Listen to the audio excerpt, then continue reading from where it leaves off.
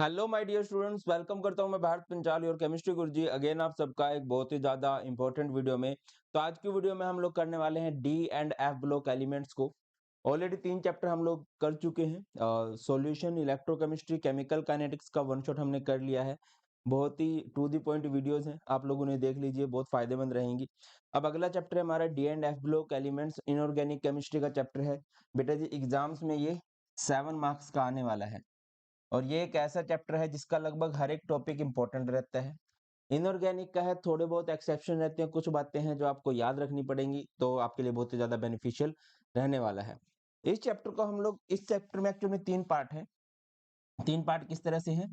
सबसे पहले हम लोग बात करते हैं डी ब्लॉक एलिमेंट्स किसे कहते हैं और डी ब्लॉक एलिमेंट्स की प्रॉपर्टीज कौन कौन सी हैं, है ना। इसके बाद हमारे पास आ जाता है F block elements, F block elements और एफ ब्लॉक एलिमेंट्स की प्रॉपर्टीज कौन कौन सी हैं।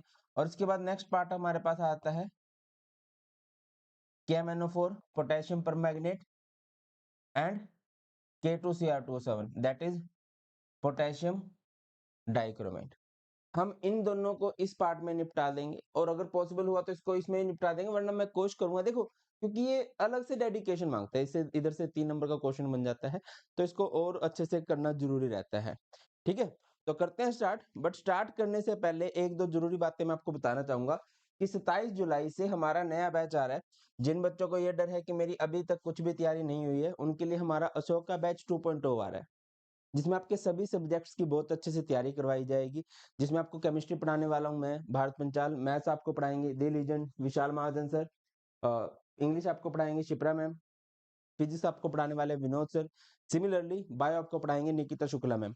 ये तो एक बैच है, ऐसे बहुत सारे बैचेस हैं। आप जिस मर्जी बैच में एनरोल कर सकते हैं, जिन टीचर्स के साथ आपकी टाइमिंग ट्यूनिंग मैच करती है उनसे आप लोग पढ़ सकते हैं। ठीक है, और अभी अनअकैडमी के हर एक सब्सक्रिप्शन पर क्या है भैया, अभी अनअकैडमी के हर एक सब्सक्रिप्शन पर 25% ऑफ है। जनरली ये जो ऑफ रहता है ये सिर्फ 5% रहता है, बट अभी 27 तक ही ये जो ऑफ है ये आपका 25% है। मतलब आपकी मंथली हर एक सब्जेक्ट की जो फीस लगने वाली है वो अप्रोक्स 1000 रुपीज लगने वाली है। और अगर सिर्फ इतने पैसे दे के आपके 90, 95, 98 आ जाते हैं तो इसमें बुराई कुछ नहीं है, आपको जरूर करना चाहिए, क्योंकि हमारे प्लस बैचेस से ऑलरेडी बच्चों के 100, 99, 98 मार्क्स इस तरह से आए हैं। हाँ, आप लोगों की मेहनत बहुत मैटर करती है, बट टीचर्स का सपोर्ट भी मैटर करता है, अच्छे टीचर्स का होना भी मैटर करता है, जो आपको इन बैचेस के अंदर मिल ही जाएंगे। और ये 25% आप लोग अवेल कर सकते हो bye using code BP live. Unacademy पे कभी भी कुछ भी एक्सेस करना है तो कोड याद रखना है बीपी लाइव। ठीक है, और फायदा उठाइए। सारे लिंक आपको डिस्क्रिप्शन में मिल जाएंगे बैचेस के, आप लोग वहां से इनरोल कर सकते हैं। तो चलिए स्टार्ट करते हैं। सबसे पहले हम लोग डी ब्लॉक एलिमेंट्स किसे कहते हैं। देखो यार, सिंपल सी बात है, अगर हमारे पास कोई ब्लॉक पूछता है ना कि हाँ बताओ कौन सा ब्लॉक क्या है, तो इसको सिंपली हम लोग कैसे दिखा सकते हैं। ओके, ब्लू कलर ले लेते हैं। हाँ, तो जैसे सबसे पहला क्वेश्चन आया माइंड में कि डी ब्लॉक एलिमेंट्स हम लोग किसे कहेंगे। बहुत ही बेसिक सी definition, those elements, those elements in which last electron enters in d orbital या d orbital are called, क्या बोलते हैं उन्हें, डी ब्लॉक एलिमेंट्स। उन्हें हम लोग क्या बोलते हैं, डी ब्लॉक एलिमेंट्स बोलते हैं। ऑल्सो नोन एज, इनका दूसरा नाम क्या है, transition elements. Transition elements, D block elements का दूसरा नाम क्या हुआ करता है, ट्रांजिशन एलिमेंट बोलते हैं। क्यों बोलते हैं इसकी अलग से स्टोरी है, इसको आराम से अलग से देखेंगे। अगली बात है, हमारे पास आ जाता है कि एफ ब्लॉक एलिमेंट्स किसे कहते हैं। अगर ब्लॉक डिफाइन करना चाहिए, सबसे इजी क्वेश्चन होता है। जब आप कॉन्फ़िगरेशन करोगे तो those elements in which last electron enters in f orbital are called, उन्हीं को क्या बोलते हैं हम लोग, are called f block elements। अगर किसी में लास्ट इलेक्ट्रॉन f ऑर्बिटल में एंटर करता है तो उसे हम लोग क्या बोलेंगे, f block elements। these are also known as, इनका दूसरा नाम क्या होगा, these are also known as inner transition element। इनका दूसरा नाम क्या होता है, इनर ट्रांजिशन एलिमेंट्स होता है। अब क्वेश्चन अराइज होता है कि सर इन्हें इनर ट्रांजिशन क्यों बोलते हैं, डी ब्लॉक को ट्रांजिशन बोलते हैं और ये ट्रांजिशन के अंदर इनकी पोजीशन होती है, तो जो ट्रांजिशन के अंदर है दैट्स व्हाई इनका नाम क्या हो जाता है बेटा जी, इनर ट्रांजिशन हो जाता है। ये हमारे पास पीरियोडिक टेबल है ना। ये जो होता है लेफ्ट मोस्ट में जो दो ग्रुप हैं ये हमारे एस ब्लॉक के नाम होते हैं, ठीक है। राइट मोस्ट में ये जो हमारे पास 6 ग्रुप्स रहते हैं ये हमारे पास पी ब्लॉक रहता है। बीच में ये हमारे पास 10 ग्रुप रहते हैं, ठीक है। ये हमारे पास होता है डी ब्लॉक और बॉटम में आपको 2 सीरीज दे रखी हैं, इनको हम लोग बोलते हैं एफ ब्लॉक। एस और पी ब्लॉक जो है वो क्लास 11th में पढ़ाया जाता है ना। मतलब पी ब्लॉक 12th में भी है बट अभी एनसीईआरटी में और सीबीएसई में इसको कट कर दिया गया है, तो इनको हमने नहीं देखना है, डी एंड एफ ब्लॉक को पढ़ना है। स्टार्ट करते हैं। देखिए डी ब्लॉक की ये जो सीरीज है, यहाँ पर डी ब्लॉक की अगर आप नोटिस करो तो टोटल 4 सीरीज होती हैं इस तरह से। इस सीरीज का नाम होता है 3D सीरीज, इसका नाम होता है 4D सीरीज, इसका नाम होता है 5D सीरीज, इसका होता है 6D सीरीज। और अगर मैं एफ ब्लॉक में बात करूं, एफ ब्लॉक की भी 2 सीरीज होती हैं, एक होती है 4F सीरीज, एक होती है 5F सीरीज। पहले अब सारे का सारा फोकस हम लोग डी ब्लॉक पे डालने वाले हैं, ठीक है। ये डी ब्लॉक की 4 सीरीज है। पहले का नाम क्या है बेटा, it is known as 3D, 4D, 5D, 6D। ज्यादा डिटेल में जो हमने सीरीज को पढ़ना है वो इस सीरीज को पढ़ना है, पूरा फोकस हमारा इस सीरीज पे रहने वाला है, ठीक है ना। देखिए 3D सीरीज का दूसरा नाम क्या होगा, 3D सीरीज का दूसरा नाम होता है फर्स्ट ट्रांजिशन सीरीज, इसका दूसरा नाम होता है सेकंड ट्रांजिशन सीरीज, इसका दूसरा नाम होता है थर्ड ट्रांजिशन सीरीज और इसका दूसरा नाम होता है फोर्थ ट्रांजिशन सीरीज। अब एक क्वेश्चन जो माइंड में आता है वो, ओके यार ये क्या मैंने जगह नहीं छोड़ी क्या, ओके। एक फेमस क्वेश्चन जो माइंड में आता है वो ये आता है कि डी ब्लॉक एलिमेंट्स को ट्रांजिशन क्यों बोला जाता है। क्वेश्चन बड़ा फेमस बनता है, why D block elements have, why D block elements are also known as, क्या होगा भैया इनका नाम, transition elements. D block elements का दूसरा नाम ट्रांजिशन एलिमेंट्स क्यों होता है, देख ये डी ब्लॉक के एलिमेंट है।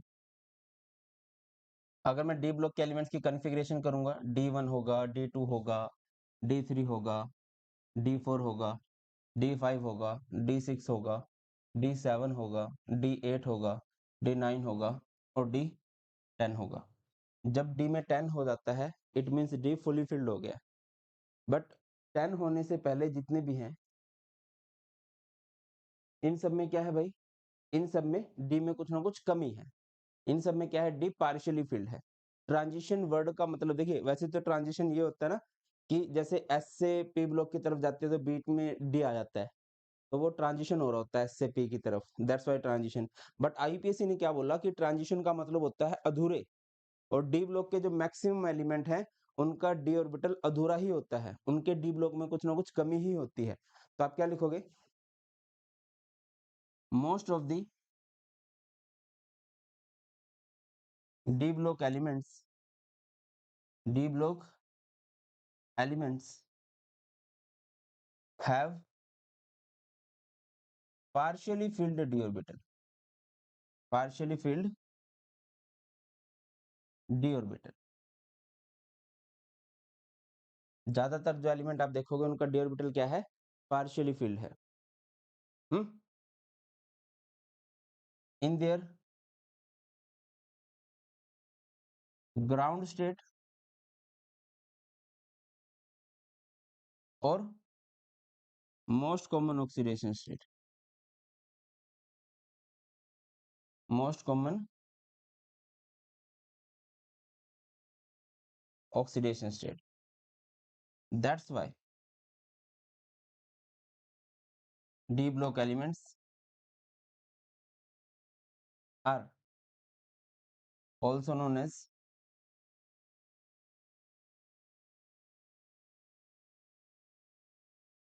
इसी वजह से डी ब्लॉक एलिमेंट्स को आप लोग क्या बोल सकते हो बेटा जी? ट्रांजिशन एलिमेंट बोल सकते हो, क्योंकि इनके डी ऑर्बिटल में कुछ ना कुछ कमी रहती। ठीक है, देखोगे।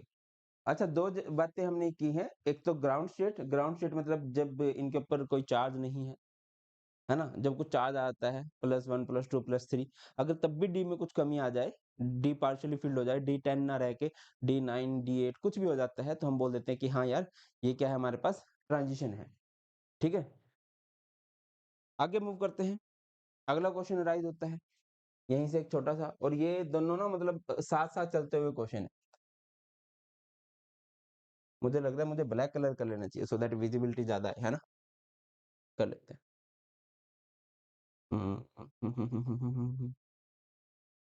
या डार्क ब्लू कर लेते हैं। क्वेश्चन आता है,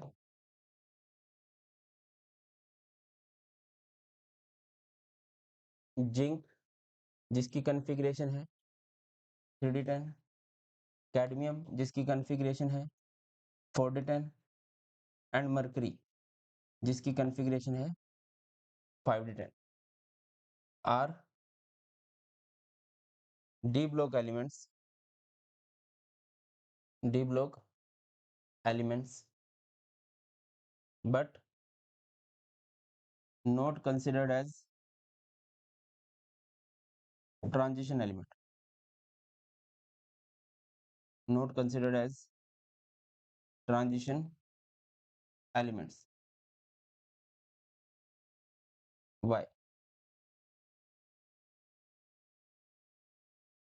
ये डी ब्लॉक के एलिमेंट्स तो हैं, बट आप इनको ट्रांजिशन क्यों कंसिडर नहीं करते हो? वैसे तो आंसर आपके समक्ष ही है ना। ट्रांजिशन किसे मानते हैं? Transition elements are those elements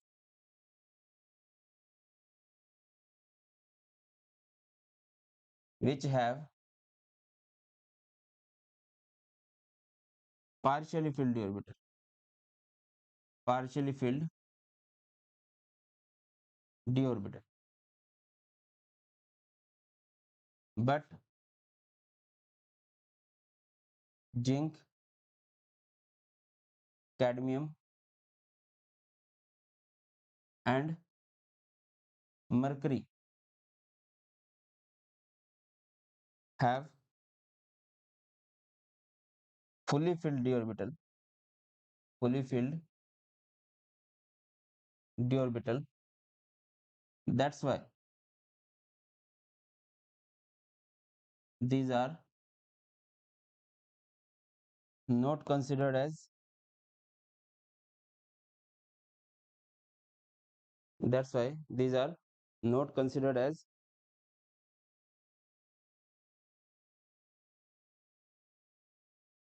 transition element.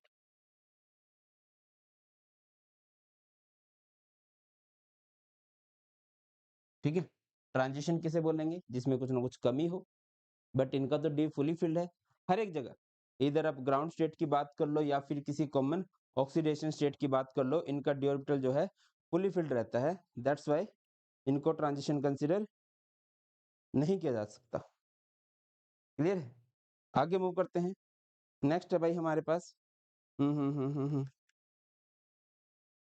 अब देखिए, ये बात हो चुकी है 3D सीरीज किसे कहते हैं, 4D सीरीज किसे कहते हैं, 5D सीरीज किसे कहते हैं और 6D सीरीज हम लोग किसे कहते हैं।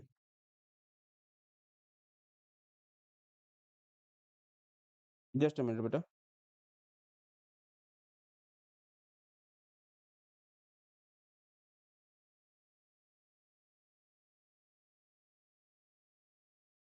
चलिए, तो 3D सीरीज है, ये हमारे पास 3D सीरीज है।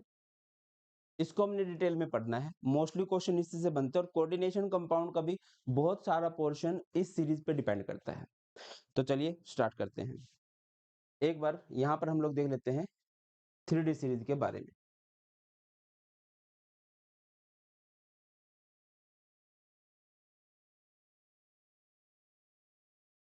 देखिए 3D सीरीज, मैं एक चीज आप लोगों को बोल दूं कि इसको याद करने की कई सारी ट्रिक हैं, जो आपको अच्छी लगती है वो कर लो। ठीक है, हमारे सर ने 3D सीरीज को सिंपली कैसे कराया था, शक्ति विकर्मण Fico निकोजन।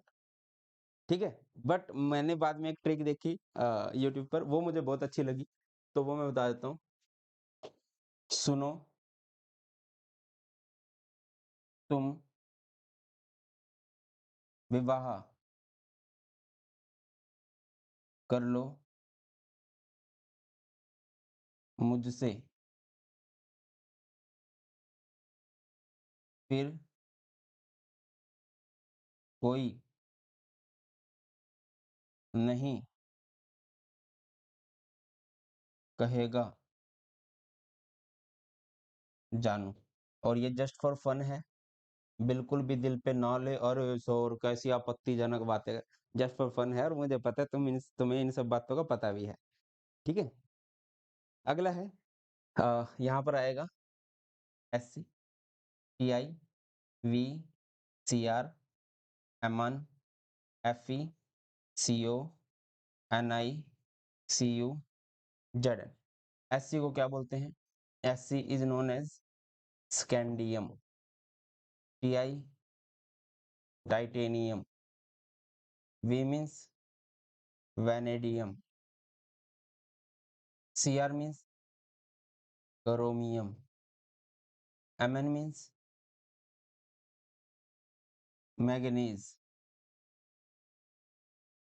Fe means iron, CO means cobalt, Ni means nickel, Cu means copper और Zn मीन्स क्या आएगा बेटा?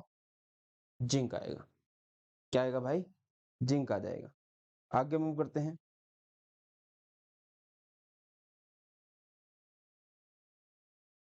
ये है, अगर मैं बात करता हूँ इनके एटॉमिक नंबर्स की, एटॉमिक नंबर क्या है भाई? 21 22 23 24 25 26 27 28 29 एंड 30, ये इनके एटॉमिक नंबर्स होते हैं। कॉन्फ़िगरेशन करो, कॉन्फ़िगरेशन आप सबको आती होगी, बेसिक सी बात है। और अगर आपका बेसिक वीक है तो जस्ट सर्च कर लो basic of chemistry by Bharat Panchal sir. 11th class के सभी इंपॉर्टेंट टॉपिक को बहुत अच्छे से कराया है, मस्त सबको समझ में आ जाएगा। जरूर है, सबको देखना भी चाहिए। ठीक है, आगे मूव करते हैं। देखिए जब आप इनकी कॉन्फ़िगरेशन करोगे तो एक नोबल गैस आएगी 21 से 30 तक, अगर आप देखो तो आर्गन सब में आ जाएगा। तो आर्गन आप लिख दोगे AR18, यहाँ पर क्या आएगा 4s2 3d1। अगर आप इसकी कॉन्फ़िगरेशन करोगे तो ये हो जाएगा 4s2 3d2, ये हो जाएगा 4s2 3d3, ये हो जाएगा 4s1। देखिए यहाँ पर दो स्पेशल क्लेस हैं, एक है क्रोमियम और एक है कॉपर। इन्हें बोल दो क्रेजी कॉपर या क्रेजी कुत्ता। ये स्पेशल केस होते हैं, ये ज्यादा स्टेबल होना चाहते हैं और स्टेबल होना चाहते हैं तो ये S से इलेक्ट्रॉन छीन लेते हैं और छीनना जा भी सकता है। तो यहाँ पर हो जाएगा 4s1 3d5, यहाँ पर 4s2 3d5, यहाँ पर 4s2 3d6, यहाँ पर 4s2 3d7, यहाँ पर 4s2 3d8, यहाँ पर 4s1 3d10, यहाँ पर 4s2 3d10। इस तरह से बेटा जी आपकी कॉन्फ़िगरेशन हो जाएंगी। क्लियर होता है कि नहीं भाई? आई होप कि सबको क्लियर होगा। आगे बढ़ते हैं। तो ये है, 1 मिनट चाहो तो इसको देख लीजिए, नोट करना चाहो नोट कर लीजिए, मैं जस्ट साइड हो जाता हूँ। कर लिया? ठीक है। ये 2 स्पेशल केस है जहाँ पर क्रोमियम और कॉपर में से क्या है, एस में 2 इलेक्ट्रॉन नहीं है, एस से 1 इलेक्ट्रॉन छीन के डी के पास आ जाता है। ठीक है ना? चलो, नोट कर लिया होगा सबने? बहुत शानदार। आगे बढ़ते हैं।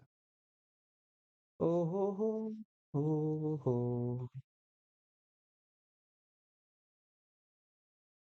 अब यहाँ से क्वेश्चन बन जाते हैं। जनरली आपसे आयंस की कॉन्फ़िगरेशन पूछी जाती है। जैसे कोई बोल देता है कि आयरन की कॉन्फ़िगरेशन कर दीजिए। आयरन का एटॉमिक नंबर होता है 26, है ना? तो 26 के हिसाब से अगर मैं इसकी कॉन्फ़िगरेशन करूँगा तो ये हो जाएगी Ar18 4s2 3d6 18 2 20 6 26। आयंस आ जाए, मान के चलो आपको कोई बोल दे Fe2 पॉजिटिव की कॉन्फ़िगरेशन कर दो या फिर Fe3 पॉजिटिव की कॉन्फ़िगरेशन कर दो। इसका एटॉमिक नंबर 26 है। 2 प्लस मतलब 2 माइनस करने हैं। माइनस कहाँ से होंगे? यहाँ पर हो जाएगा Ar18 4s0 3d6 2 प्लस मतलब 2 माइनस करने और माइनस आउटर से होंगे। इधर है यहाँ पर Ar18 4s0 और 3d में क्या हो जाएगा भाई? देखिए 3 इलेक्ट्रॉन निकालने हैं ना, 2 तो s में से निकलेंगे, 1 निकल जाएगा d में से। ठीक है? तो ये हो जाएगा 4s0 3d5। अगला केस कर लेते हैं। जैसे कि हमारे पास है निकल। निकल का एटॉमिक नंबर होता है 28। ठीक है? अगर आप निकल की कॉन्फ़िगरेशन करोगे तो क्या हो जाएगा? Ar18 4s2 3d8 18 2 20 और 8 28। मान के चलो ये हमें बोल देता है कि निकल 2 पॉजिटिव की कॉन्फ़िगरेशन कर दीजिए। 2 प्लस का मतलब क्या है? 2 प्लस का मतलब होता है 2 माइनस, और माइनस कहाँ से होगा? आउटर मोस्ट शेल से, जो सबसे बाहर है। सबसे बाहर 4s है। अगर उससे भी ज़्यादा इलेक्ट्रॉन निकालने पड़े तो थोड़ा अंदर से जाएँगे हम लोग। ठीक है ना? तो निकल 2 पॉजिटिव के लिए कर दीजिए। ये क्या हो जाएगा? Ar18 4s0 और 3d क्या हो जाएगा भाई? 8 हो जाएगा। आगे बढ़ते हैं। नेक्स्ट अभी हमारे पास देखो, अब एक मैं तुम्हें होमवर्क दे देता हूँ। आप लोगों ने कॉन्फ़िगरेशन करनी है Zn2 पॉजिटिव की एंड CO3 पॉजिटिव की। Zn का एटॉमिक नंबर 30 है और CO का एटॉमिक नंबर क्या है भाई? 27 है। क्लियर बेटा? जल्दी से कर लीजिए। आपने ट्राई भी करना है। नोट किया? चलो, बहुत शानदार। आगे बढ़ते हैं। नेक्स्ट है हमारे पास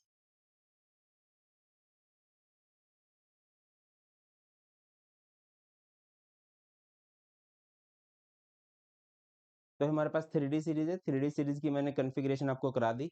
स्पेशल केस कौन-कौन सा है? क्रोमियम है और कॉपर है ना? ये वाला।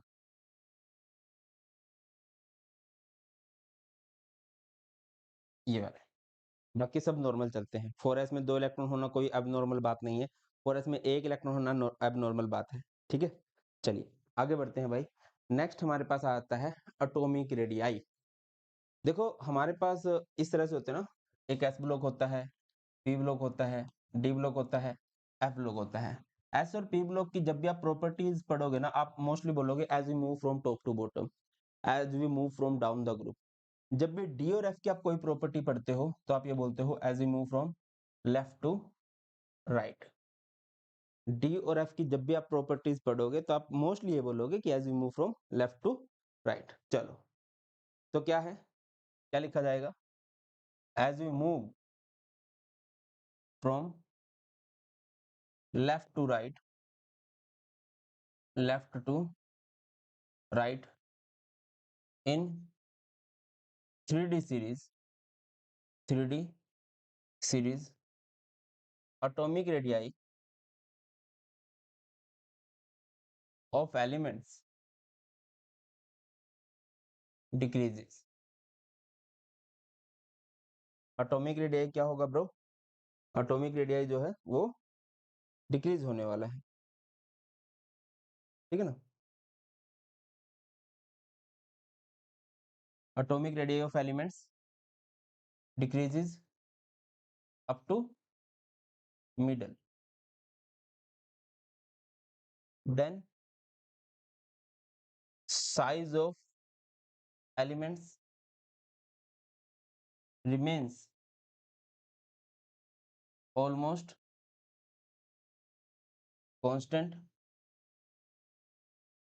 and in the end of the series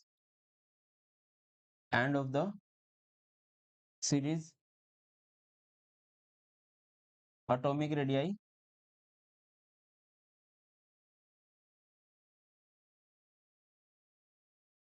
increases।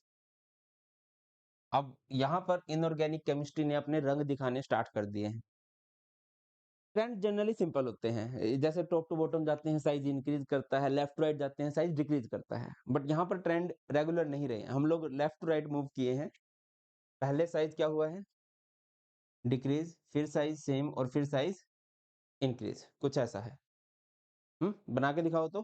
कुछ ऐसे पहले साइज डिक्रीज हो रहा है इस तरह से, फिर साइज सेम रह रहा है, scandium, titanium, vanadium, chromium, manganese, iron, cobalt, निकल, कॉपर, और फिर साइज इंक्रीज हो जाता है, कुछ ऐसे। पहले डिक्रीज,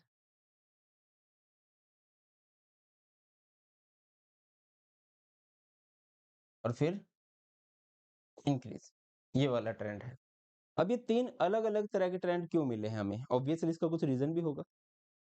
तो जब हम लेफ्ट टू राइट मूव करते हैं तो पहले आता है एटॉमिक नंबर 21, 22, 23। तो इनिशियली क्या होता है कि इफेक्टिव न्यूक्लियर चार्ज बढ़ रहा होता है, हमारे न्यूक्लियस के अंदर जो प्रोटॉन्स हैं वो बढ़ रहे हैं, वो इलेक्ट्रॉन्स को अपनी तरफ अट्रैक्ट करते हैं। अट्रैक्ट करेंगे तो साइज डिक्रीज हो जाएगा। जब हम मिडल में पहुंचते हैं तो एक इफेक्ट थोड़ा स्ट्रॉन्ग होने लगता है। जब हम मैग्नीज, आयरन के पास पहुंचते हैं तो वहां पर एक शील्डिंग इफेक्ट राइज हो जाता है। वो शील्डिंग इफेक्ट क्या करता है? वो काउंटर करता है अट्रैक्शन को, रोकता है, बैलेंस हो जाते हैं दोनों। न्यूक्लियर चार्ज अट्रैक्ट कर रहा है, शील्डिंग इफेक्ट उसको रोक रहा है, तो साइज कांस्टेंट रहने लगता है। और जब हम एंड में पहुंचते हैं, जब हम पहुंचते हैं कॉपर के पास, जिंक के पास, तो बहुत सारे इलेक्ट्रॉन्स हो चुके हैं। इलेक्ट्रॉन कैरी सेम चार्ज, तो सेम चार्ज होगा तो रिपल्शन होगी, रिपल्शन होगी तो साइज इंक्रीज। तीन रीजन। स्टार्टिंग में क्या हुआ? इफेक्टिव न्यूक्लियर चार्ज बढ़ रहा है जो इलेक्ट्रॉन्स को अपनी तरफ अट्रैक्ट करेगा, साइज डिक्रीज होगा। जब हम मिडल में पहुंचते हैं तो वहां पर शील्डिंग इफेक्ट थोड़ा स्ट्रॉन्ग होने लगता है जो अट्रैक्शन को काउंटर करता है, अट्रैक्शन नहीं होने देगा, साइज कांस्टेंट रहने लगेगा। और जब हम एंड में पहुंचते हैं, बहुत सारे इलेक्ट्रॉन्स हो चुके हैं, तो इलेक्ट्रॉन इलेक्ट्रॉन रिपल्शन होने लगेगी, और इलेक्ट्रॉन इलेक्ट्रॉन रिपल्शन की वजह से साइज जो है इंक्रीज करने लगेगा। एनसीईआरटी में अगर आप ग्राफ की हेल्प से समझना चाहो तो ये हमारे पास ग्राफ है, दिखाई दे रहा है। ये है scandium, titanium, vanadium, chromium, manganese, iron. यहाँ पर साइज डिक्रीज हुआ है, कोबाल्ट, निकल का लगभग सेम है, और फिर कॉपर, जिंक का साइज जो है इंक्रीज कर जाता है। ठीक है, अब इसके रीजन लिखे गए हैं, रीजन देख लेते हैं। The decrease in atomic radii in the beginning is due to the increase in effective nuclear charge, क्योंकि इफेक्टिव न्यूक्लियर चार्ज बढ़ रहा है, लेफ्ट राइट जाते हो इफेक्टिव न्यूक्लियर चार्ज बढ़ता है, इलेक्ट्रॉन्स अट्रैक्शन फील करेंगे, साइज डिक्रीज हो जाएगा। ठीक है ना। इसके बाद क्या हुआ? With the increase in number of electron in n-1 d subshell, the screening effect, जिसे हम लोग shielding effect भी कर रहे हैं, of these d electrons on the outermost ns electron also increases. This increased screening effect counterbalance the effect of increased nuclear charge. ये screening effect counter करता है इफेक्टिव न्यूक्लियर चार्ज की अट्रैक्शन को, जिसकी वजह से साइज ऑलमोस्ट सेम रहने लगता है। In the end of the series electron electron repulsion हो जाती है, जिसकी वजह से साइज क्या होने लग जाता है? इंक्रीज होने लग जाता है। वैसे तो मैक्सिमम बच्चों को पता होगा। अगेन बेटा जी 11th क्लास का कोई भी टॉपिक, हाँ बहुत से टॉपिक इंपॉर्टेंट है, सभी टॉपिक को करवा दिया गया है, आप लोग देख लेना। मैं बार बार जस्ट आपको सर्च करना है basic of class 11th chemistry by Bharat Panchal sir. चलो आगे बढ़ते हैं। एक बार मैं यहाँ पे दोबारा समझा देता हूँ कि स्क्रीनिंग इफेक्ट का क्या कंसेप्ट है, स्क्रीनिंग इफेक्ट क्या होता है, शील्डिंग इफेक्ट किसे कहते हैं हम लोग। अरे भाई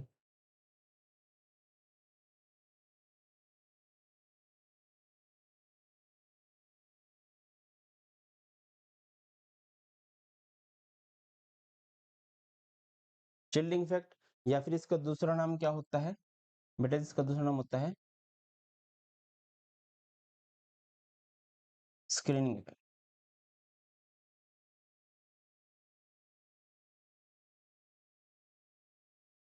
देखिए यहाँ से मुझे एग्जाम्पल याद आया था कर्ण का, महाभारत याद होगा सबको। महाभारत में एक महारथी थे जिनका नाम था कर्ण। तो जब भी उनकी साइड कोई एरो आता था ना, तो उनकी बॉडी पे अपने आप एक शील्ड राइज हो जाती थी, जो उस एरो को उनकी बॉडी की तरफ नहीं आने देती थी या अंदर नहीं जाने देती थी। देखिए होगा क्या, जैसे कि ये मेरे पास है न्यूक्लियस, न्यूक्लियस के अराउंड में कई सारी शेल है, ठीक है। इधर इलेक्ट्रॉन्स प्रेजेंट हैं, इधर भी इलेक्ट्रॉन्स प्रेजेंट हैं,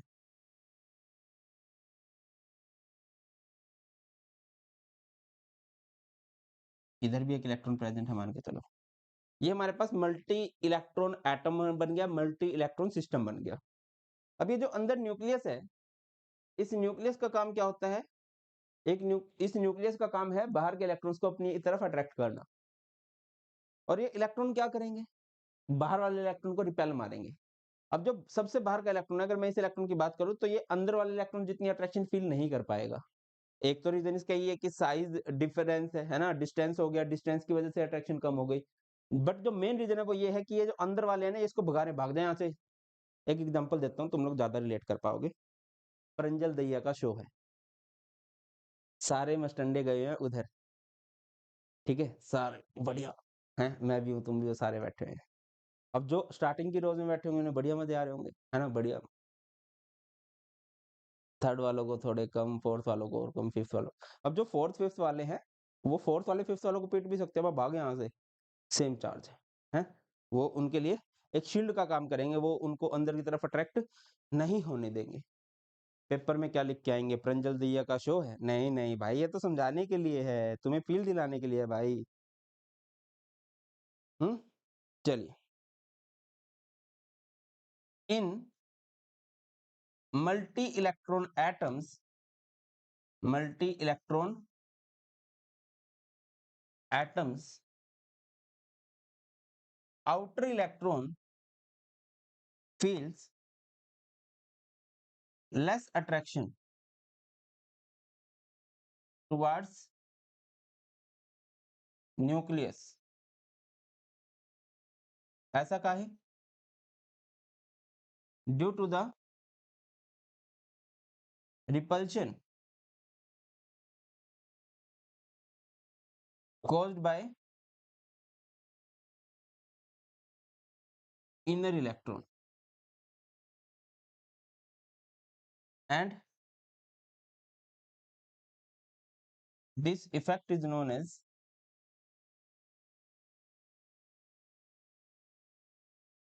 इस इफेक्ट को हम लोग क्या बोलते हैं बेटा?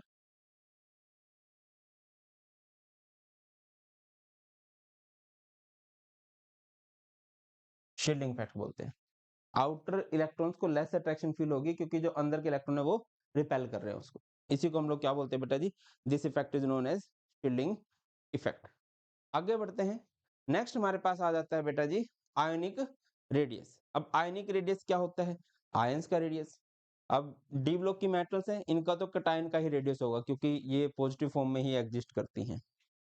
और जितना पॉजिटिव चार्ज ज्यादा होगा, पॉजिटिव चार्ज ज्यादा होने का मतलब क्या है? इलेक्ट्रॉन का कम होना, प्रोटॉन का ज्यादा होना। प्रोटॉन का ज्यादा होना मतलब इफेक्टिव न्यूक्लियर चार्ज का बढ़ना। समझिए क्या कह रहा हूं? मेटल्स हैं तो इन पे सिर्फ पॉजिटिव चार्ज आएगा, और इन पे पॉजिटिव चार्ज, और पॉजिटिव चार्ज जैसे जैसे बढ़ेगा, इट मींस प्रोटॉन्स बढ़ रहे हैं। प्रोटॉन्स बढ़ने का मतलब है कि इफेक्टिव न्यूक्लियर चार्ज बढ़ रहा है, और इफेक्टिव न्यूक्लियर चार्ज बढ़ रहा है मतलब इलेक्ट्रॉन्स को ज्यादा अट्रैक्ट करेगा, इलेक्ट्रॉन्स को ज्यादा अट्रैक्ट करेगा मतलब साइज जो है वो डिक्रीज होता जाएगा।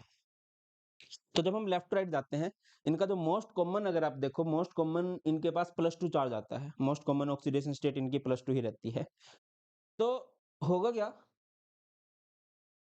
इनका साइज लेफ्ट राइट जाते हुए डिक्रीज करेगा, क्योंकि न्यूक्लियर चार्ज बढ़ रहा है, बहुत स्ट्रांगली बढ़ रहा है। उस टाइम शील्डिंग विल्डिंग कुछ नहीं कर पाएंगे, ठीक है। शील्डिंग भी न्यूट्रल एटम में ही इफेक्ट डाल सकता है, उधर न्यूक्लियर चार्ज बहुत स्ट्रांग हो गया, ठीक है ना। चलो, in general ions of the same oxidation state in a given series show progressive decrease in radius with increase in atomic number. और ऑक्सीडेशन स्टेट सेम है, हम एक पीरियड के अंदर एक सीरीज के अंदर जा रहे हैं तो जनरली क्या होता है कि साइज जो है डिक्रीज करता है। और ऐसा होता क्यों है? Increase in effective nuclear charge. ठीक है, ionic radius is inversely proportional to oxidation state. अगर मैं आपसे पूछूं Fe2 पॉजिटिव है, Fe3 पॉजिटिव है, तो बताओ किसका रेडियस ज्यादा होगा? बेटा मैंने बोला ना, पॉजिटिव चार्ज बढ़ेगा it means effective nuclear charge बढ़ेगा। इफेक्टिव न्यूक्लियर चार्ज बढ़ेगा इट मींस इलेक्ट्रॉन्स को ज्यादा अट्रैक्ट करेगा, और ज्यादा अट्रैक्ट करेगा तो साइज डिक्रीज होगा। तो फिर साइज ज्यादा किसका है? साइज ज्यादा है Fe2 पॉजिटिव का। क्लियर होता है सबको? क्लियर होना आवश्यक है। आगे मूव करते हैं। नेक्स्ट है हमारे पास, नेक्स्ट है बेटा जी melting and boiling point. D block के एलिमेंट्स है, ये मेटल्स होती है। इवन जो लेफ्ट का पोर्शन है पीरियोडिक टेबल में, पीरियोडिक टेबल में 118 एलिमेंट है। 118 में से 78% एलिमेंट्स जो हैं वो मेटल्स ही हैं। कुछ सॉफ्ट मेटल हैं, कोई हार्ड मेटल है, कोई बीच में कहीं आता है। डी ब्लॉक की जो मेटल्स होती हैं वो हार्ड मेटल मानी जाती हैं, क्योंकि इनके अंदर स्ट्रॉन्ग मेटालिक बॉन्ड होता है। और मेटालिक बॉन्ड डिपेंड करता है नंबर ऑफ अनपेयर्ड इलेक्ट्रॉन पे। जिसके पास जितने ज्यादा अनपेयर्ड इलेक्ट्रॉन होंगे उसका मेटालिक बॉन्ड उतना स्ट्रॉन्ग होगा, और मेटालिक बॉन्ड जितना स्ट्रॉन्ग होगा उसका मेल्टिंग पॉइंट बॉइलिंग पॉइंट उतना हाई होगा। एक बार देख लेते हैं कि लिखा क्या हुआ है, कहना क्या चाहता है। They have high melting point and boiling point. First increases to middle and then decreases, ये ट्रेंड है। ऐसा क्यों है सर? पहले इंक्रीज क्यों हो रहा है फिर डिक्रीज क्यों हो रहा है? देखो जब हम लेफ्ट राइट जाते हैं तो अनपेड इलेक्ट्रॉन्स बढ़ते हैं मैग्नीज तक, 3D सीरीज की बात करो। और मैग्नीज के बाद जो है पेयरिंग होने लग जाती है तो अनपेयर कम हो जाते हैं। अनपेयर्ड होने चाहिए, जितने ज्यादा अनपेयर्ड होंगे उतना स्ट्रॉन्ग मेटालिक बॉन्ड होगा। क्लियर है? याद रखिए, because the strength of metallic bond depends on the number of unpaired electron. जैसे कि अरे यार जगह ही बहुत कम छोड़ी है। जैसे कि एक नन्ना मुन्ना क्वेश्चन मैं आपको करा देता हूँ। Zinc, cadmium and mercury have low melting point. Why? अगर आप जिंक की कॉन्फ़िगरेशन करो, जिंक की कॉन्फ़िगरेशन क्या है? 3d10। कैडमियम की कॉन्फ़िगरेशन करो 4d10 है, एंड मरकरी की कॉन्फ़िगरेशन करो तो 5d10। मैं किसी एक की बात कर लेता हूँ, जैसे जिंक की बात करता हूँ। जिंक का एटॉमिक नंबर होता है 30। प्रॉपर कॉन्फ़िगरेशन क्या हो जाएगी? Ar 18 4s2 3d10। 18 2 20 और 10 30। ठीक है, अब देखो एस में 2 इलेक्ट्रॉन डाल दो,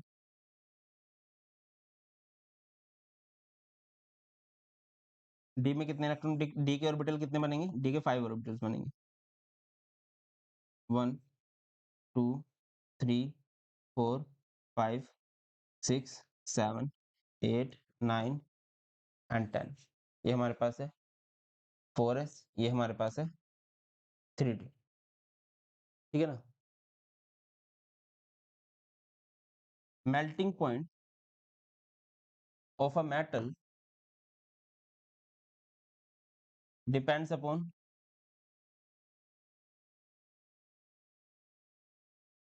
strength of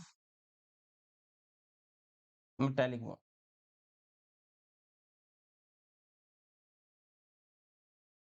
and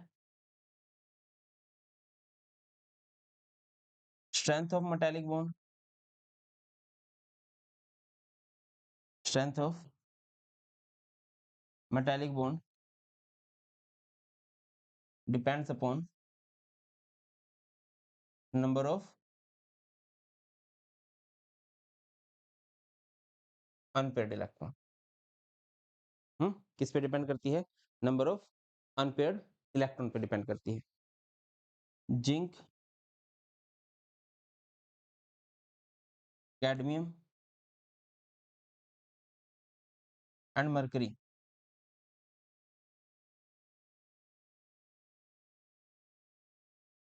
have fully filled d orbital, no unpaired electron is present, hence strength of metallic bond, strength of metallic bond is weak, hence they have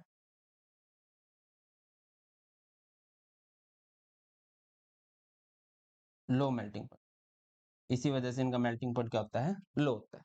जैसे कुछ एलिमेंट पूछ लिया जाए, लाइक क्रोमियम पूछ लिया जाए, आयरन पूछ लिया जाए, क्रोमियम और आयरन जो है इनका मेल्टिंग पॉइंट बहुत हाई होता है। अब इनका मेल्टिंग पॉइंट हाई क्यों होता है, क्योंकि इनके पास अनपेड इलेक्ट्रॉन ज़्यादा होते हैं। ज़्यादा अनपेड इलेक्ट्रॉन होंगे, मेटालिक बॉन्ड की स्ट्रेंथ स्ट्रॉन्ग होगी, और मेटालिक बॉन्ड की स्ट्रेंथ स्ट्रॉन्ग होगी तो इनका मेल्टिंग पॉइंट भी क्या होगा बेटा जी, हायर होगा। क्लियर है? अच्छा, अगर मैं बात करूं टंगस्टन हैज 3D सीरीज में, अगर मैं बात करता हूं टंगस्टन का मेल्टिंग पॉइंट हाई होता है। Mercury is the only metal in D block, या ओनली मेटल 78% जो मैंने बोला ना मेटल, सभी मेटल में सिर्फ मरकरी ऐसे बदतमीज है जिसने मेटल्स का नाम डुबो दिया है। ये किस इसका जो ये इकलौती ऐसी मेटल है जो लिक्विड स्टेट में एग्जिस्ट करती है। अच्छा, जब आप इसका ट्रेंड देखते हो ना, मेल्टिंग पॉइंट का ट्रेंड आपको कुछ ऐसे मिलता है, क्रोमियम तक बढ़ता है, फिर मैग्नीज में डिप आता है, फिर बढ़ता है, और फिर डिप आ जाता है।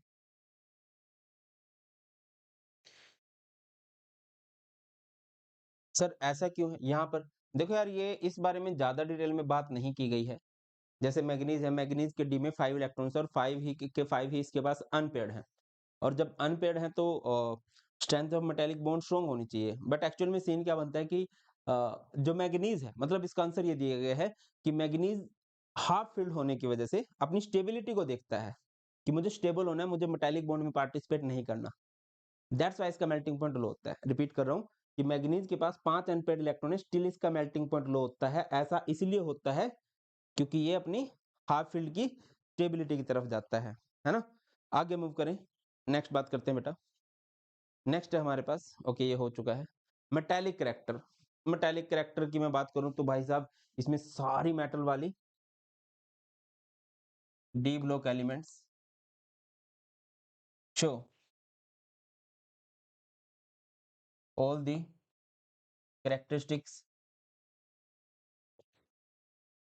Of typical metal. एक बढ़िया मेटल वाली सारी प्रॉपर्टी इनके अंदर होती है, जैसे कि दीज आर जनरली हार्ड,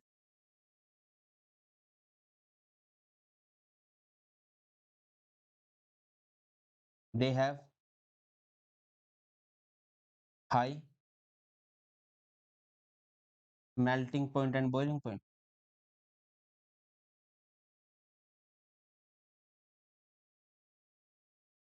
अगली बात, दे आर गुड कंडक्टर।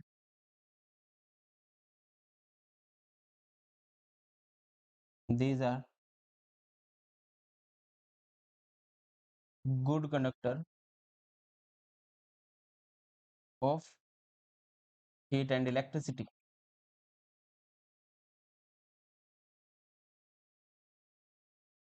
अगला, these are malleable, these are ductile,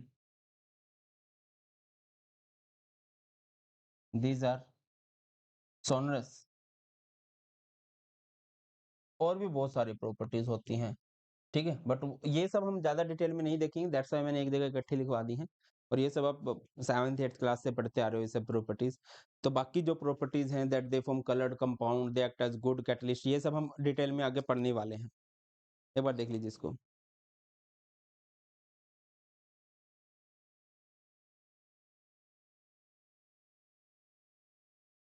हम्म अगला है, ओके ये एक बार देख लेते हैं। Show all the properties of general metal, strength of metallic bond बता चुका हूँ, depends upon number of unpaired electron, है ना। क्रोमियम जो है एक हार्ड मेटल है, while zinc is a soft metal. क्यों है? क्रोमियम के पास अनपेयर्ड इलेक्ट्रॉन है। जाकिर हुसैन नहीं, जाकिर खान, वो एक बात बोलता है ना, सख्त लोंडा। और सख्त लोंडे कौन होते हैं? जो पिघलते नहीं। पिघलते कौन नहीं? जो सिंगल होते हैं। जितने ज्यादा सिंगल इलेक्ट्रॉन होंगे, जितने ज्यादा अनपेयर्ड इलेक्ट्रॉन होंगे, उतनी हार्डनेस ज्यादा होने वाली है। ठीक है, चलो आगे बढ़ते हैं enthalpy of atomisation. Enthalpy of atomisation का मतलब क्या होता है कि आप इनको सॉलिड स्टेट से गैसीय स्टेट में कन्वर्ट करने वाले हो, आप इनके एटम्स को तोड़ोगे। अगेन मेटालिक बॉन्ड डिपेंड करता है नंबर ऑफ अनपेयर्ड पे। जितने ज्यादा अनपेयर्ड उतना स्ट्रॉन्ग मेटालिक बॉन्ड, उतने ही ज्यादा एफर्ट लगेंगे उसको एटम्स में कन्वर्ट करने में, उसको गैसीय स्टेट में कन्वर्ट करने में। क्लियर है? आगे बढ़ते हैं भाई। नेक्स्ट है हमारे पास आयनाइजेशन इंथैल्पी। आयनाइजेशन इंथैल्पी किसे कहते हैं? आई होप सबको पता होगा।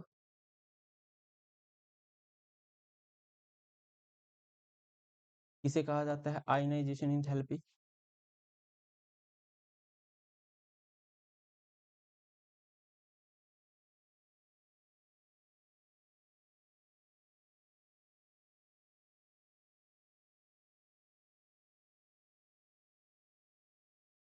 Minimum energy, minimum energy required to remove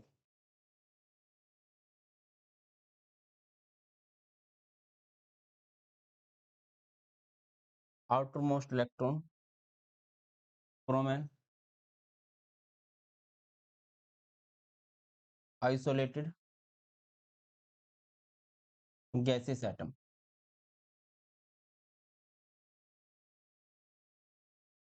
is called ionization enthalpy, या कह लीजिए ionization energy। सबसे बाहर के इलेक्ट्रॉन को निकालना है, उसके लिए हमें जो एनर्जी चाहिए होती है, that energy is known as ionisation energy. जैसे एक मेटल है, उस मेटल को आप क्या करोगे? एनर्जी दोगे और उसमें से इलेक्ट्रॉन को बाहर निकाल दोगे, तो उस मेटल पे कौन सा चार्ज आ रहा होगा? पॉजिटिव चार्ज हो जाए। अब आप इस मेटल से एक इलेक्ट्रॉन निकाल चुके हो, इसे बोलते हैं फर्स्ट आयनाइजेशन एनर्जी। आप इसे दूसरा इलेक्ट्रॉन निकाल लोगे, सेकंड आयनाइजेशन एनर्जी। तीसरा इलेक्ट्रॉन निकाल लोगे, थर्ड आयनाइजेशन एनर्जी। ऐसे ही बार बार इलेक्ट्रॉन निकाल रहे हो, तो इसे बोलते हैं सक्सेसिव आयनाइजेशन इंथैल्पी या successive ionisation energy.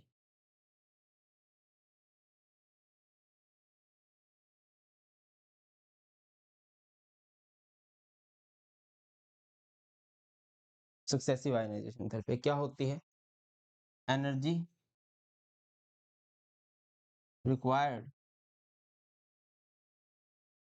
To remove second and third electron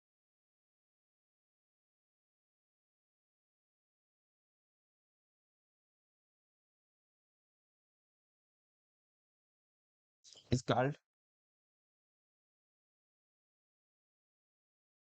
successive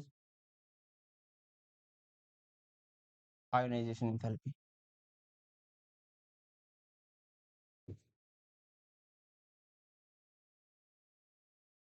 ठीक है, देखो मेटल है, मेटल को फर्स्ट आयनाइजेशन एनर्जी दी, इलेक्ट्रॉन निकाल दिया, इस मेटल पे कौन सा चार्ज आएगा? पॉजिटिव। फिर इस मेटल को सेकंड आयनाइजेशन एनर्जी दी, दूसरा इलेक्ट्रॉन निकाल दिया, तो मेटल पे कौन सा चार्ज आएगा? Two positive. मेटल को थर्ड आयनाइजेशन एनर्जी दी, तीसरा इलेक्ट्रॉन निकाल दिया, तो मेटल पे कौन सा चार्ज आ जाएगा? Three positive. इसे है। और देखिए जब आप एक इलेक्ट्रॉन निकाल लेते हो, मतलब इलेक्ट्रॉन कम हो गया, प्रोटॉन ज्यादा हो गया। प्रोटॉन ज्यादा होने का मतलब इफेक्टिव न्यूक्लियर चार्ज बढ़ जाना। और अगर इफेक्टिव न्यूक्लियर चार्ज बढ़ गया है, तो क्या होगा? आयनाइजेशन एनर्जी का ट्रेंड अगर आप देखो, फर्स्ट आयनाइजेशन एनर्जी से ज्यादा होती है second ionisation energy, second ionisation energy से ज्यादा होती है थर्ड आयनाइजेशन एनर्जी। जनरली आपको यही ट्रेंड देखने को मिलत है, यही ट्रेंड आपको देखने को मिलता है। क्लियर है? अब आयनाइजेशन एनर्जी में बोलूं किन किन फैक्टर्स पे डिपेंड करता है। देखिए, सबसे पहली बात, ionisation energy is inversely proportional to atomic radii. Atomic radii के इनवर्सली प्रोपोर्शनल होती है। अगली बात, ionisation energy is directly proportional to effective nuclear charge.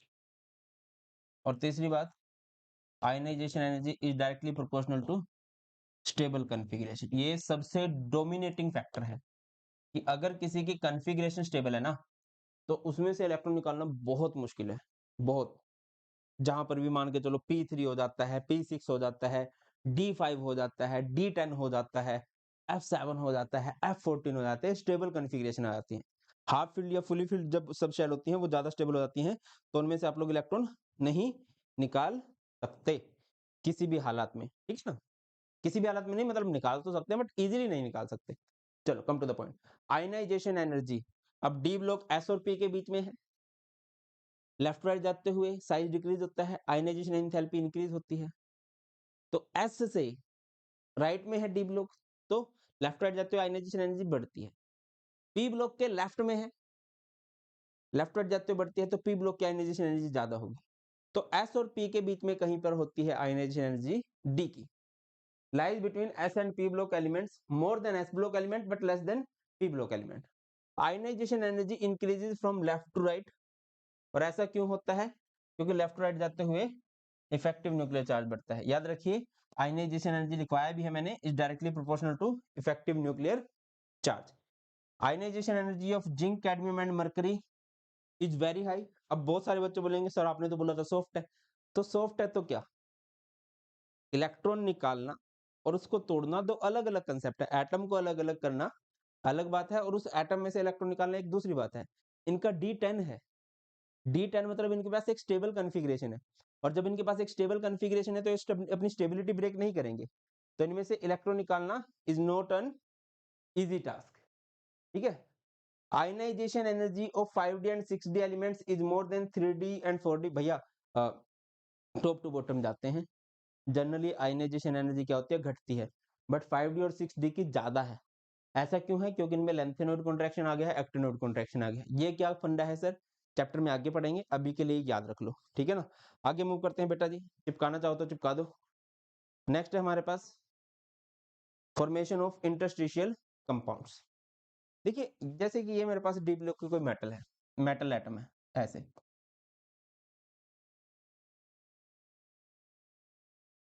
ये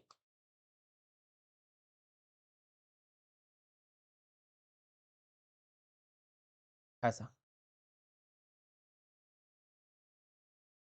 ये। अब इनके बीच में जो खाली जगह बचती है ना, this vacant space is known as void, या फिर इस वैकेंट स्पेस को हम लोग बोलते हैं इंटरस्टिशियल साइट। डिफाइन किस तरह से करेंगे? Empty space remains between the atoms of transition element, transition element is called void or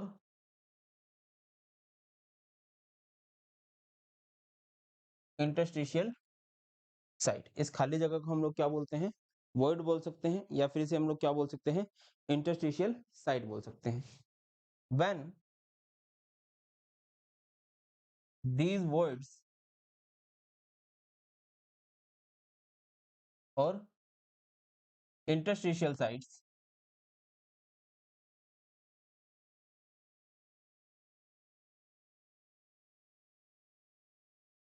of interstitial sites are occupied by small atoms, small atoms। वो स्मॉल एटम्स कौन कौन से हो सकते हैं? Like hydrogen, boron, carbon, nitrogen, oxygen, छोटे छोटे atoms. यहाँ पर जो वैकेंट स्पेस है, इन छोटे छोटे इन वैकेंट स्पेस के अंदर छोटे छोटे एटम्स आके अपना डेरा जमा लें। देखिए ये खाली जगह क्या है बेटा, this vacant space is known as void, और इस खाली जगह में स्मॉल एटम्स फिट हो गए। तो ये कंपाउंड क्या बन चुका है हमारे पास, this compound is known as interstitial compound. क्या बोलते हैं इसको, इंटरस्टिशियल कंपाउंड बोलते हैं।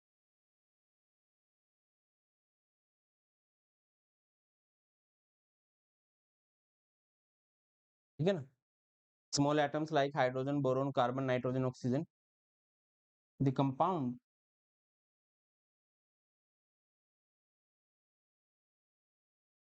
thus formed are known as, क्या बोलेंगे उसी को, इंटरस्टिशियल कंपाउंड। इन कंपाउंड्स को हम लोग क्या बोलते हैं बेटा, इंटरस्टिशियल कंपाउंड्स बोलते हैं। क्लियर है बात, आई थिंक तो क्लियर होगी। अभी जो इंटरस्टिशियल कंपाउंड्स होते हैं इनके बड़े सारे फायदे हैं हमें। फायदे क्या हैं सर,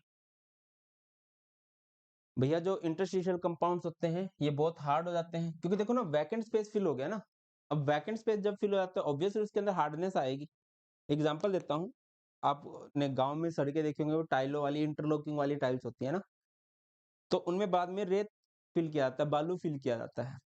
वो क्यों फिल किया जाता है, क्योंकि जब इंटरलॉकिंग वाली टाइल्स लगती है स्टिल उनके बीच में वैकेंट स्पेस बच जाता है, जिससे दिक्कत हो सकती है। तो उसमें रेत बालू फिक्स करने से वो स्मॉल स्मॉल एटम्स जो है वो वैकेंट स्पेस को ऑक्यूपाई कर लेते हैं, जिससे उसके अंदर हार्डनेस आ जाती है। और खास बातें क्या है इसकी, they retain metallic conductivity, metallic conductivity पे कोई फर्क नहीं पड़ता। हार्डनेस है तो मेल्टिंग पॉइंट हाई होगा, और these are chemically inert, reaction नहीं करती हैं। और एक टंगस्टन कार्बाइड है, tungsten carbide is as much hard as diamond। भैया डायमंड का मुकाबला कर जाता है ये हार्डनेस में, और क्या चाहिए, हार्डनेस में डायमंड से कंपटीशन है भाई का। चलो बहुत शानदार, आगे मूव करते हैं। कुछ एग्जांपल मैंने लिखी हैं, टाइटेनियम कार्बाइड है, मैग्नीज नाइट्राइड है, आयरन नाइट्राइड है, इस तरह से बहुत सारे हैं।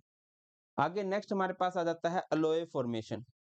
अलोए, अलोए किसे कहते हैं, मिश्र धातु, धातुओं का मिश्रण, मिक्सिंग ऑफ मेटल्स। अब देखिए डी ब्लॉक की जो मेटल्स होती हैं, डी ब्लॉक के मेटल एटम बनाता हूं, जैसे मैंने कॉपर और जिंक ले लिया, आजू बाजू है, ठीक है, यहाँ पर हमारे पास है zinc.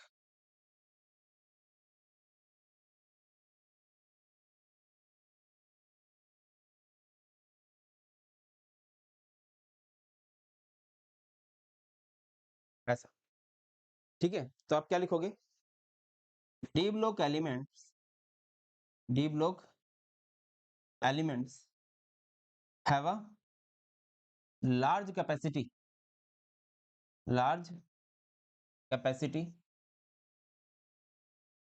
To form alloys, to form alloys। और ऐसा होता क्यों है, because they have small similar size, small similar size, due to which, due to which atom of one metal can easily replace the atom of other metal। ठीक है ना, अब देखो क्योंकि इनका साइज सिमिलर सिमिलर सा है तो ये एक दूसरे में इजीली मिक्स हो सकते हैं, दूसरे एटम को भी नहीं पता चलेगा कोई दूसरा एटम है, क्योंकि साइज लगभग सेम, आंखें नहीं होती इनकी, फील कर सकते हैं शायद। तो और अगर साइज डिफरेंस बहुत ज़्यादा हो तो उनको मिक्स करना थोड़ा-सा मुश्किल रहता है, ठीक है? यही बात हम लोगों ने लिखी भी है। क्या है? अलॉयज़ आर होमोजेनियस, होमोजेनियस का मतलब समझते हो? होमोजेनियस मतलब व्हिच हैव यूनिफॉर्म कंपोजिशन। जैसे पानी में नमक मिलाते हैं तो नहीं पता चलता पानी कहाँ है, नमक कहाँ है। इसी तरह से अगर आप स्टील देखो, स्टील एक मिक्सचर है, बट आप नहीं पता कर सकते कि इसके कॉन्स्टिट्यूएंट कौन-कौन से हैं और आप चाह के भी उसके कॉन्स्टिट्यूएंट्स को ईज़िली अलग नहीं कर सकते हो। सिमिलरली जैसे गोल्ड है, गोल्ड की ज्वेलरी बनाई जाती है, तो जब गोल्ड की ज्वेलरी बनाई जाती है तो वो 24 कैरेट गोल्ड नहीं होता, 24 carat gold means purity, pure नहीं होता वो। उसके अंदर हार्डनेस इम्पार्ट करने के लिए उसमें मिक्सिंग की जाती है और जब उसमें मिक्सिंग की जाती है अब मैं नहीं बोलूँगा कुछ भी वरना बोल दोगे अरे सर फ्लेक्स हो रहा है, शो ऑफ हो रहा है। कोई भी गोल्ड की ज्वेलरी है, आप उसमें नहीं बता सकते कि यार ये गोल्ड है, ये इसमें कॉपर मिला हुआ है, ये इसमें सिल्वर मिला हुआ है। होमोजेनियस होते हैं, आप इनको अलग-अलग नहीं कर सकते हो किसी भी तरह से, ठीक है? Many of D block elements form alloys, क्यों होता है ऐसा? Because of their similar atomic radii, due to which they can easily replace the atom of other metal. जो अलॉयज बनते हैं इनकी कई सारी खास बातें हैं, जैसे कि अलॉयज की रस्टिंग नहीं हो पाती, है ना? ये बड़ी खास बात है। तो कुछ एग्जांपल हैं जैसे कि ब्रास है, ब्रास किससे मिलके बनता है? कॉपर और जिंक से। ब्रोंज किससे मिल के बनता है? कॉपर से और टीन से। क्लियर? आगे मूव करो। नेक्स्ट है हमारे पास bro magnetic properties. Magnetic properties बहुत इंपॉर्टेंट है यार, बहुत अच्छे से पढ़ने की जरूरत है। इससे रिलेटेड मुझे बहुत लगता है क्वेश्चन आ सकता है आपका। 1 मिनट पानी की एक घूंट पी लूं क्या भाई?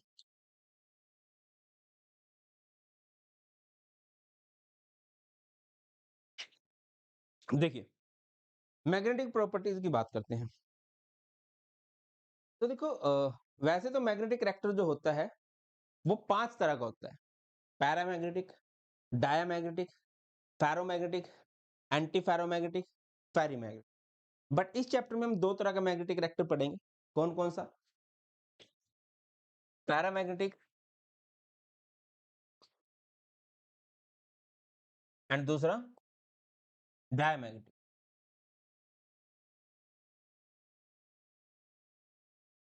पैरामैग्नेटिक किसे कहते हैं हम लोग? Which are attractive towards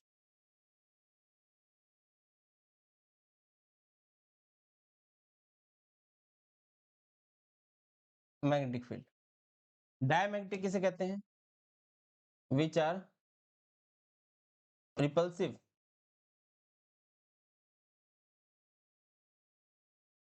towards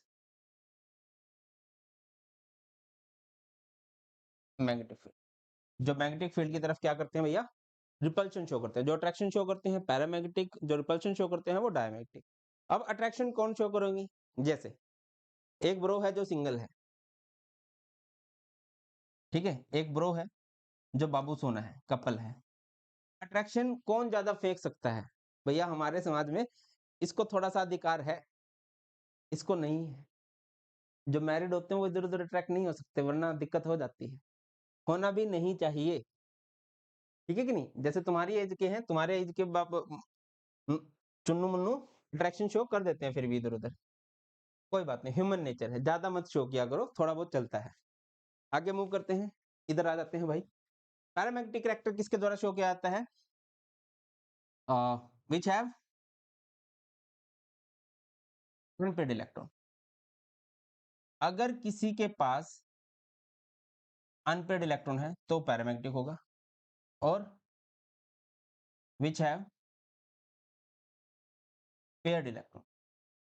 अगर किसी के पास पेयर्ड इलेक्ट्रॉन है तो वो डायमैग्नेटिक होगा। DI से याद रखो, डाई मतलब दो, अगर दो का जोड़ा है तो वो किसी तरफ अट्रैक्शन शो नहीं कर सकता, वो रिपल्शन ही शो करेगा। आप आगे क्या लिखोगे?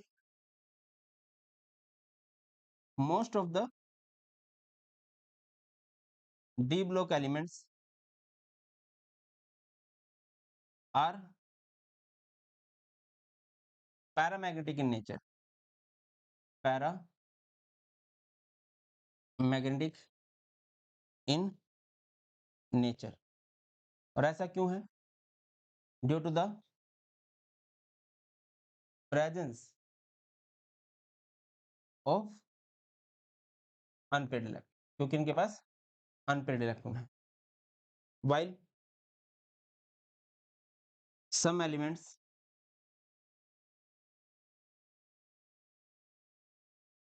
like zinc, cadmium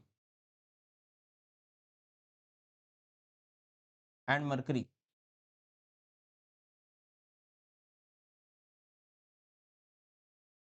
have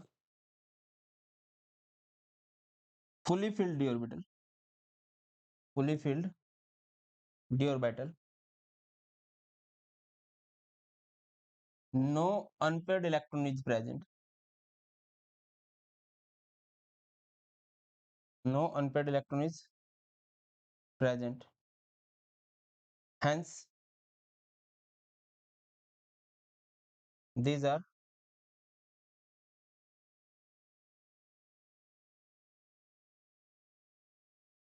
diamagnetic. इसी वजह से ये क्या होते हैं बेटा जी, हमारे पास डायमैग्नेटिक देखने को मिलते हैं आपको। आगे मूव करें, नेक्स्ट है भाई हमारे पास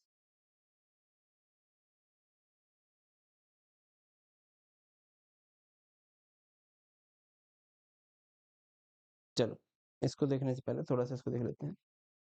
ठीक है, ये तो मैंने बता दिया ना, कुछ पैरामैग्नेटिक होंगे, कुछ डायमैग्नेटिक होंगे, और जो बहुत ज्यादा अट्रैक्शन फील्ड अट्रैक्टेड होते हैं टुवर्ड्स मैग्नेटिक फील्ड, उन्हें हम लोग क्या बोल देते हैं, पैरामैग्नेटिक सब्सटेंस बोलते हैं।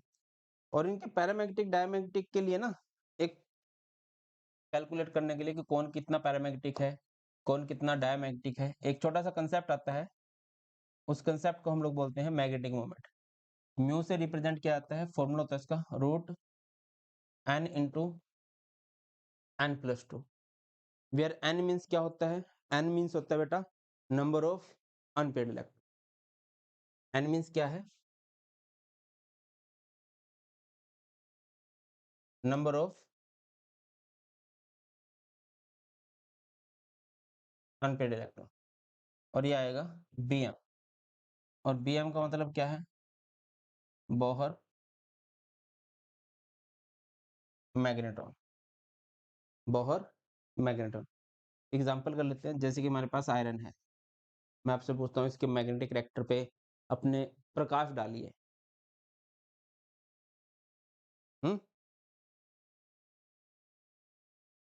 Throw some light on the magnetic reactor of iron. चलिए, आयरन का एटॉमिक नंबर होता है 26, कॉन्फ़िगरेशन क्या हो जाएगी, Ar 18 4s2 3d6 s, ये 4s है, कितने इलेक्ट्रॉन, 2, और ये 3d है,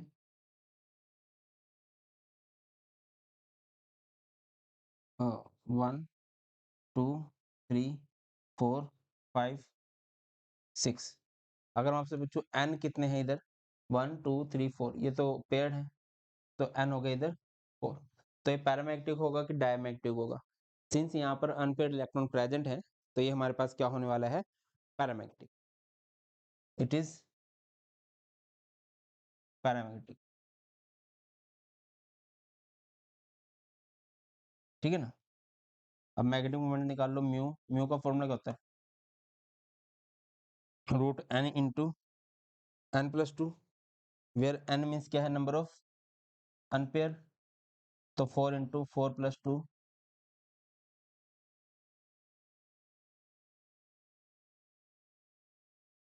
तो ये कितना हो जाएगा, रूट 24 bm। चाहो तो इसको आगे भी सोल्व कर सकते हो, 4.92 समथिंग आने वाला है। आगे मूव करते हैं, नेक्स्ट अभी रादर हमारे पास जैसे कि CO3 पॉजिटिव हो जाए, CO का एटॉमिक नंबर होता है 27, कॉन्फ़िगरेशन क्या हो जाएगी, Ar 18 4s2 3d7, but 3 plus है, 3 प्लस है तो 3 माइनस करोगे, और माइनस कहाँ से होंगे बेटा, पहले s में से, और ये फिर d में से। ठीक है, तो ये 4s 0 और फिर ये 3d6 1 2 3 4 5 एंड 6। ठीक है ना। तो मैग्नेटिक मोमेंट निकालनी है, mu is equal to root n into n+2। n means number of unpaired, same ही कंसेप्ट हो जाएगा मेरे हिसाब से, तो ये है ना। अनपेड है तो पैरामैग्नेटिक होगा, √24 भी m आ जाएगी। एक ना कमेंट सेक्शन में Zn2 पॉजिटिव का मैग्नेटिक करेक्टर बता देना, और ये बता देना कि इसकी मैग्नेटिक मोमेंट कितनी होगी। ठीक है, मुझे पता चल जाए कि आप लोगों को कितना समझ में आ गया है। आगे बढ़ते हैं नेक्स्ट प्रॉपर्टी की तरफ। नेक्स्ट है कॉम्प्लेक्स फॉर्मेशन। कॉम्प्लेक्स का मतलब क्या होता है? कॉम्प्लेक्स मीन्स होता है बेटा कोऑर्डिनेशन कंपाउंड। जैसे मैं एक फेमस कोऑर्डिनेशन कंपाउंड का एग्जांपल दूं, FeCN6 3 नेगेटिव। अगला जो चैप्टर है वो कोऑर्डिनेशन कंपाउंड का ही होता है। कोऑर्डिनेशन कंपाउंड्स क्या होते हैं? In which central metal atom central metal atom हम इसे कहते हैं। Central metal atom is attached to a ligand. Ligand जो ये बाजू में होते हैं, एटम आयन मॉलिक्यूल कुछ भी हो सकते हैं। Ligand bye accepting there lone pair of electron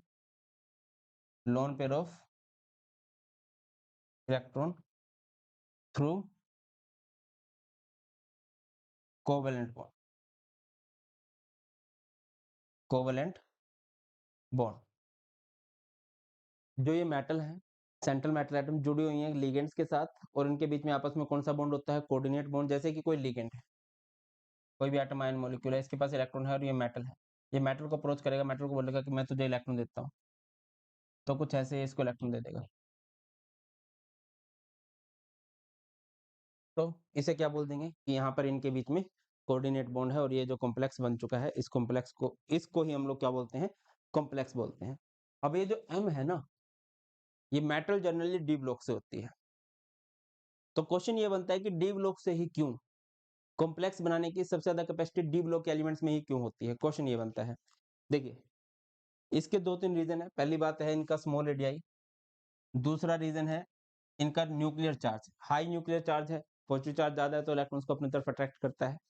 third and most important जो रीजन है, presence of vacant d orbital, so they can accept lone pair of electron from ligands। Small size है, nuclear charge high है जो electrons को अपनी तरफ attract करेगा।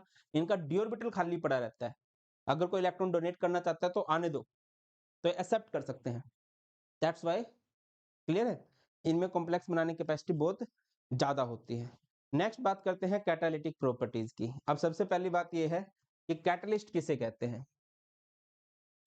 आप देखोगे बहुत सारी रिएक्शंस होती हैं केमिस्ट्री के अंदर जो कैटलिस्ट की प्रेजेंस में होती हैं। कैटलिस्ट किसे कहा जाता है? दोज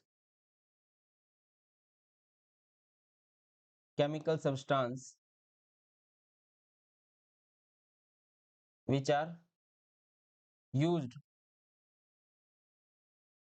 to change the, या कह लीजिए इंक्रीज ही ज्यादातर, increase the speed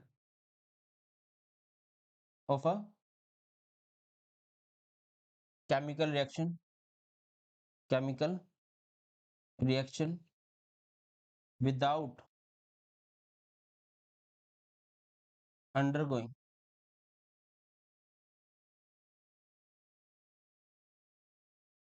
any change in itself। क्या होते हैं भैया कैटलिस्ट? वो केमिकल सब्सटेंस जो किसी भी केमिकल रिएक्शन की स्पीड को इंक्रीज कर सकते हैं और उन पे खुद पे कोई भी फर्क नहीं पड़ता। होता क्या है एक्चुअल में, देखिए, जैसे कोई भी रिएक्शन हो रही होती है ना,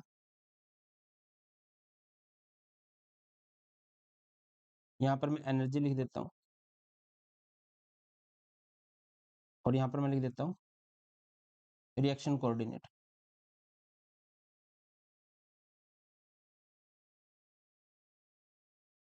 ठीक है, यहाँ पर जैसे कि रिएक्टेंट है, रिएक्टेंट को एक एनर्जी बैरियर क्रॉस करना पड़ता है, थ्रेशोल्ड एनर्जी बोलते हैं, और यहाँ पर हमारे पास क्या बन चुका है, प्रोडक्ट बन चुका है। तो एक कैटलिस्ट क्या करता है, ये नॉर्मल रिएक्शन है, ये है आम जिंदगी। तो कैटलिस्ट क्या करता है, उस रिएक्शन में एक शॉर्टकट प्रोवाइड करता है, ये है मिनटों जिंदगी, रिएक्शन विद कैटलिस्ट, ये है रिएक्शन विद कैटलिस्ट। हुआ क्या है, फंडा क्या है, कंसेप्ट क्या है यहाँ पर catalyst provide a new shortcut path, new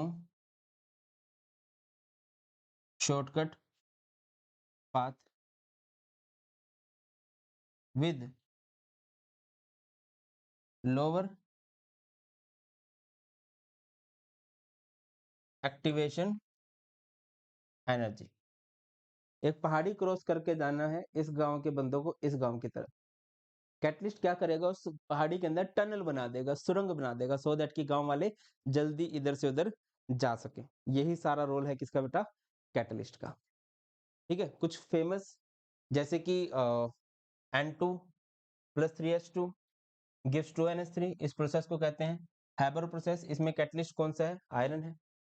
2SO2 + O2 gives 2SO3, यहाँ पर कैटलिस्ट कौन सा है, V2O5। ये कॉन्टैक्ट प्रोसेस होती है, सल्फ्यूरिक एसिड को बनाने के लिए यूज की जाती है, उसका एक स्टेप है ये।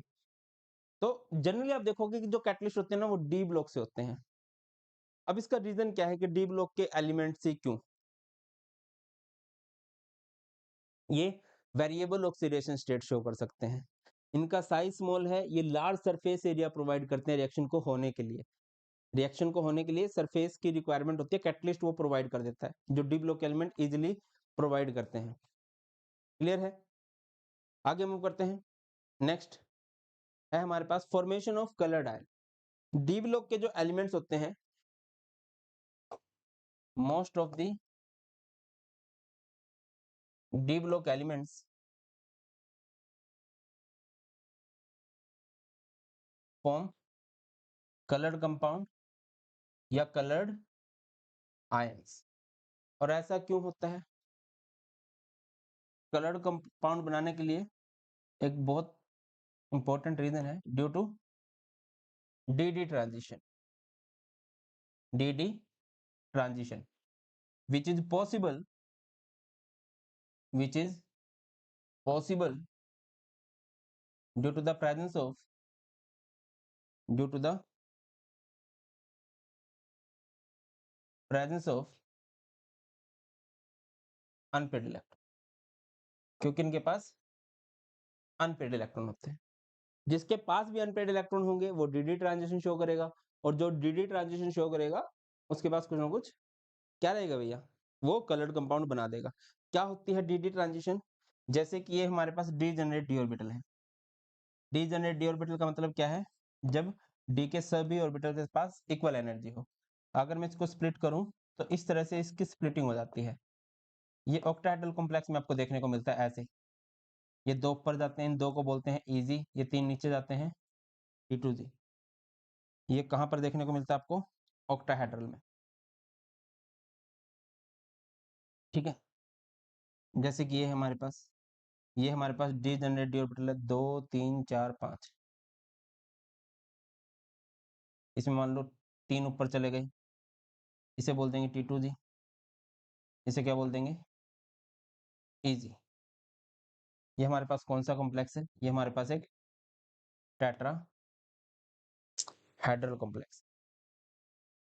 अब जैसे कि कोई अनपेड इलेक्ट्रॉन है, उसके पास एनर्जी आई तो वो ऊपर चला जाएगा, इसे बोलते हैं डी ट्रांजिशन। कुछ एनर्जी रिलीज होगी यहाँ पर, है ना किसी रीजन में से बिलोंग करेगी, कोई ना कोई कलर आपको दिखाई देने लगेगा।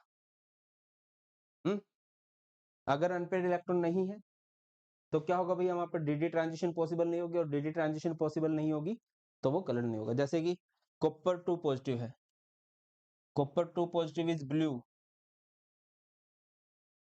while Zn2 positive is white. White कह लीजिए, कलरलेस कह लीजिए, क्यों होता है? इसके पास एक अनपेड इलेक्ट्रॉन है, इसके पास एक भी अनपेड इलेक्ट्रॉन नहीं है। अगर अनपेड इलेक्ट्रॉन डी ट्रांजिशन होगी, डी ट्रांजिशन होगी तो वो कलर शो करेगा। क्लियर है बात? आगे मूव करें। नेक्स्ट बात करते हैं बेटा जी इनकी ऑक्सीडेशन स्टेट से रिलेटेड। ऑक्सीडेशन स्टेट कहते किसे हैं? सबसे पहली बात, charge appear on atoms in a molecule. एक मॉलिक्यूल के अंदर एटम्स हैं, जैसे कि मैं CaO की बात करता हूं, अगर आप इनका ब्रेकअप करवा दो, we are science students, we promote breakup, इनके ऊपर कुछ ना कुछ चार्ज अपीयर होगा। अभी जो चार्ज अपीयर हुआ है ब्रो, इस चार्ज को ही हम लोग क्या बोलते हैं? This charge is known as oxidation state, है ना? इसी को हम लोग क्या बोलने वाले हैं? ऑक्सीडेशन स्टेट बोलने वाले हैं। अब आगे बढ़ो। डी ब्लॉक एलिमेंट जो होते हैं वो वेरिएबल ऑक्सीडेशन स्टेट शो करते हैं। कहां से कहां तक? +2 से लेकर +7 तक। बड़ा फेमस क्वेश्चन बनता है, why D block element show variable oxidation state? क्यों है ऐसा? तो ऐसा होता इसलिए है कि जो N-1D है और जो NS है, इनका एनर्जी गैप बहुत कम है। ये दोनों साथ साथ रहते हैं, इन दोनों के इलेक्ट्रॉन भी साथ साथ रहते हैं, जनरली बॉन्डिंग में इकट्ठे जाते हैं। तो बहुत सारे इलेक्ट्रॉन इकट्ठे जाते हैं तो बहुत सारी ऑक्सीडेशन स्टेट भी निकल के आती है। अब अच्छा, अगर मैं बात करूं सबसे highest oxidation state D block में कौन शो करता है? वो है ऑस्मियम, जो कि +8 ऑक्सीडेशन स्टेट शो कर सकता है। अगर मैं बात करूं 3D सीरीज में manganese highest oxidation state show करता है, +3। जैसे जैसे अनपेड इलेक्ट्रॉन्स बढ़ते हैं वैसे वैसे ऑक्सीडेशन स्टेट भी बढ़ती चली जाती है, और जैसे जैसे अनपेड इलेक्ट्रॉन कम होते जाते हैं तो आप देखोगे कि ऑक्सीडेशन स्टेट भी इनकी कम होते जाएगी। क्लियर है? आपसे एक और क्वेश्चन यहां से पूछा जाता है, right the name of transition element which can't show variable oxidation state. ऐसा कौन सा ट्रांजिशन एलिमेंट है, ऐसा कौन सा 3D सीरीज का ट्रांजिशन एलिमेंट है, एनसीईआरटी का क्वेश्चन है, प्रीवियस ईयर में भी आया हुआ है, जो वेरिएबल ऑक्सीडेशन स्टेट शो नहीं करता? और वो है बेटा स्कैंडियम। क्लियर है? बस यही दो क्वेश्चन बनते हैं, हाईएस्ट कौन शो करता है, वेरिएबल कौन शो नहीं करता।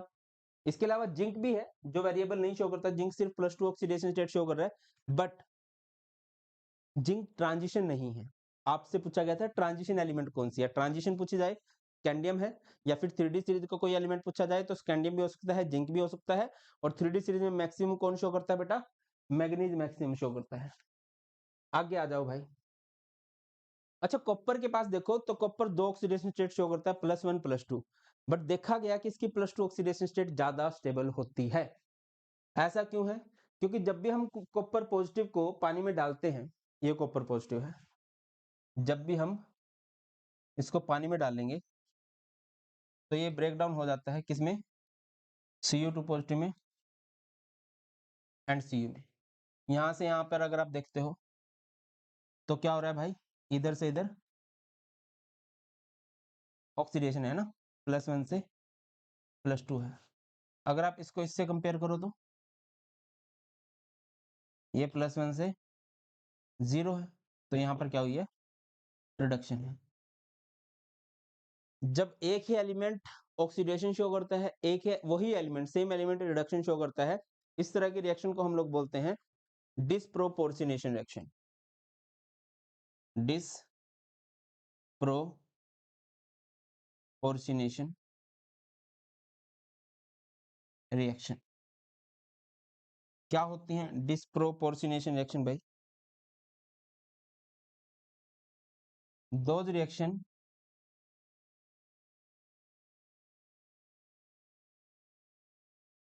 in which same element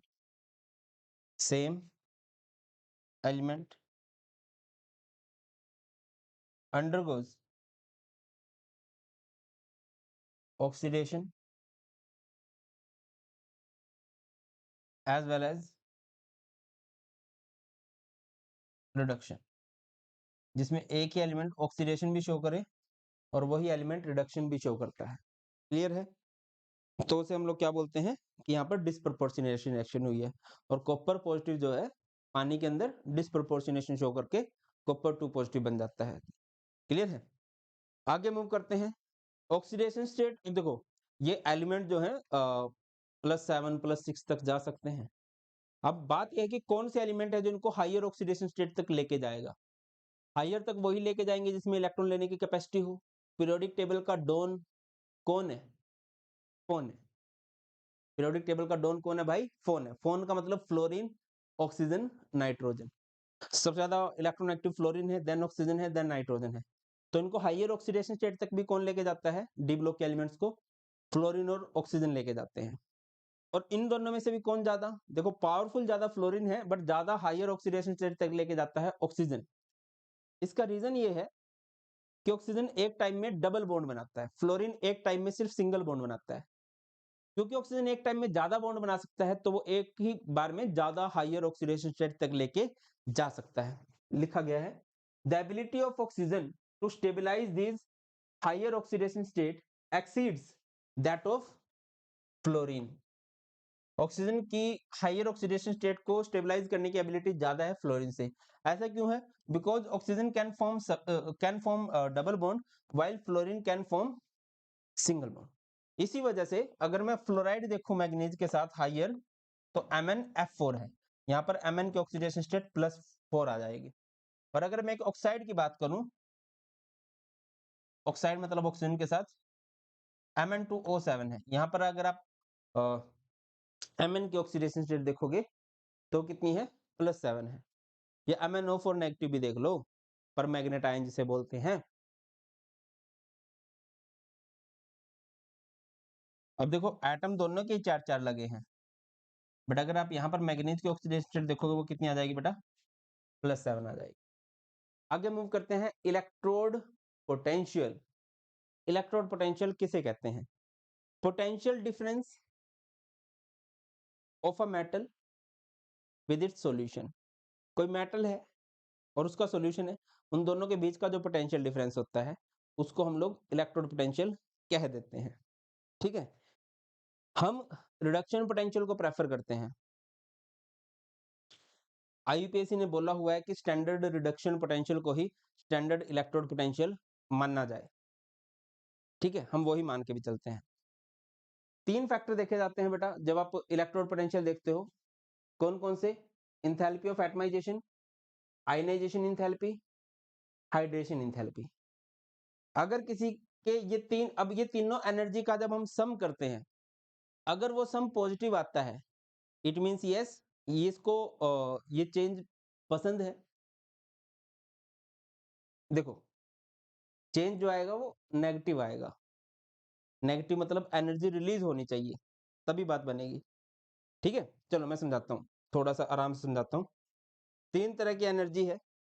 वो 3 तरह की एनर्जी कौन कौन सी है भाई? देखो सबसे पहले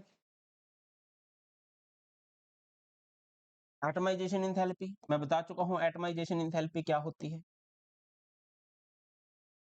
दूसरी है आयनाइजेशन इंथैल्पी, ये भी मैंने बता ही दी है कि आयनाइजेशन इंथैल्पी क्या होती है। और तीसरा हाइड्रेशन इंथैल्पी। हाइड्रेशन इंथैल्पी क्या होता है? जब किसी कटायन को पानी में डालते हैं तो कुछ ना कुछ एनर्जी रिलीज होती है, that energy is known as hydration enthalpy. Atomisation enthalpy is the energy required या energy supplied to convert from solid to gaseous state. Ionisation enthalpy electron को निकालना है तो ऑब्वियसली वो भी सप्लाई की जाएगी। ये सब एंडोथर्मिक प्रोसेसेस होती हैं, ये एक्सोथर्मिक होती है।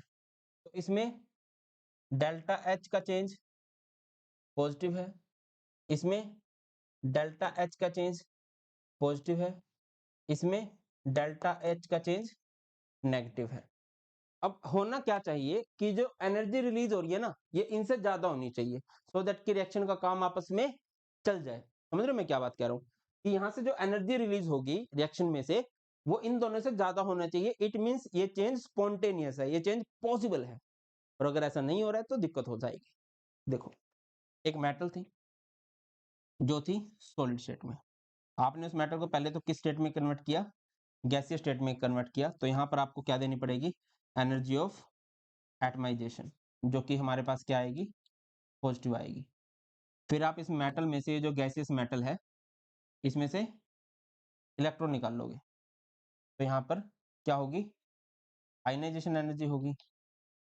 यहाँ भी एनर्जी दी गई है, पॉजिटिव होगी। फिर आप इसको क्या करोगे, पानी में डाल दोगे। ये तो है एक मेटल का उसके एक्वस फॉर्म के साथ जो चेंज रहता है, जो पोटेंशियल डिफरेंस होता है। एक मेटल है, उस मेटल का उसके सॉल्यूशन के साथ जो पोटेंशियल डिफरेंस होता है। चलो इधर आओ, गैसीय स्टेट से पानी में चला गया, तो यहाँ पर क्या होगी, इंथैल्पी ऑफ हाइड्रेशन है, ये चेंज जो होता है नेगेटिव होता है। इन सारे चेंजेस को देख के जब हमने एनर्जी निकाली, देखो यहाँ पर है, जैसे टाइटेनियम है, ये इसकी एटमाइजेशन इंथैल्पी लिखी हुई है, ये इसकी आयनाइजेशन इंथैल्पी लिखी हुई है, ठीक है, ये इसकी हाइड्रेशन इंथैल्पी लिखी हुई है। तो यहाँ से जब चेंजेस देखे गए और यहाँ से इलेक्ट्रोड पोटेंशियल, देखिए इसका कोई हार्ड एंड फास्ट रूल नहीं है और ट्रेंड भी इरेगुलर सा है, ठीक है। मैं आपको इस ट्रेंड से जैसे जैसे क्वेश्चन बनते हैं वो मैं आपको समझाता हूँ, सो दैट आप कंफ्यूज ना हो। अगर आप देखो तो सबकी वैल्यू जो है नेगेटिव है, अगर आपको दिखाई दे रही हो, सिर्फ एक है जिसकी वैल्यू नेगेटिव ना होके पॉजिटिव है।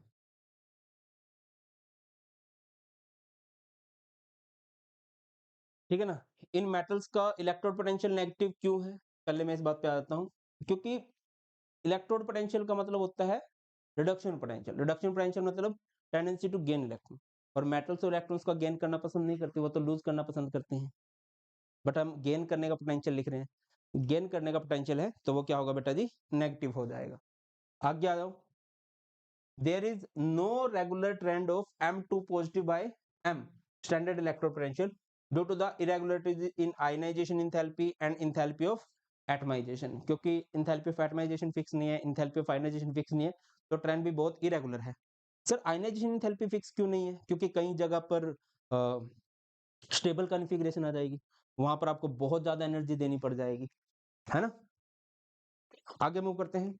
नेक्स्ट अभी हमारे पास copper is the only metal in 3D series having positive value of E nought. Copper अकेली ऐसी मेटल है जिसकी ई नोट की वैल्यू पॉजिटिव है। और अगर किसी मेटल का इलेक्ट्रोड पोटेंशियल पॉजिटिव है, if a metal have positive electrode potential, that metal doesn't liberate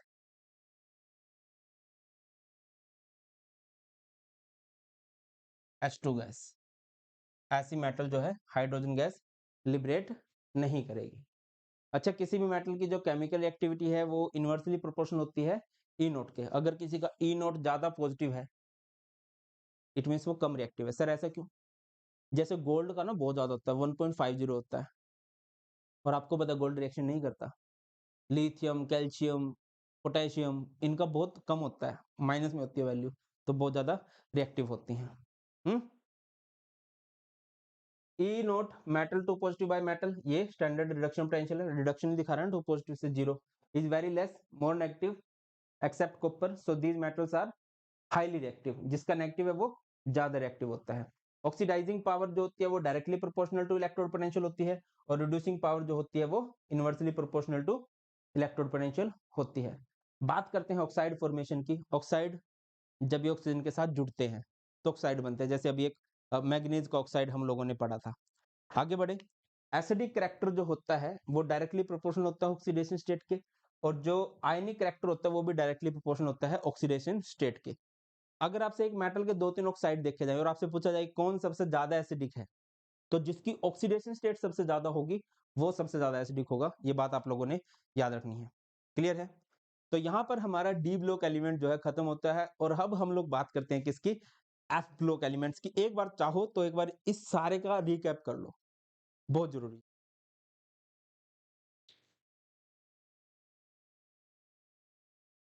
तो बात करते हैं एफ ब्लॉक एलिमेंट्स किसे कहते हैं। मैं आपको ऑलरेडी डिफाइन करवा चुका हूं कि एफ ब्लॉक एलिमेंट्स किसे कहेंगे, in which last electron enters in F orbital, है ना। ये इस तरह से हमारे पास दो सीरीज होती हैं पीरियोडिक टेबल में। जब आप देखते हो ना बॉटम में, तो आपको दो सीरीज दिखाई देती हैं। एक हमारे पास होती है 4f सीरीज और एक होती है 5f सीरीज।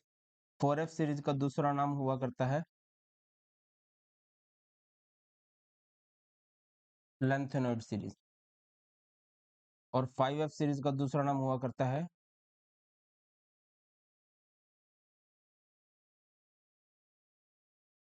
एक्टिनॉइड सीरीज, या फिर इसका दूसरा नाम होगा फर्स्ट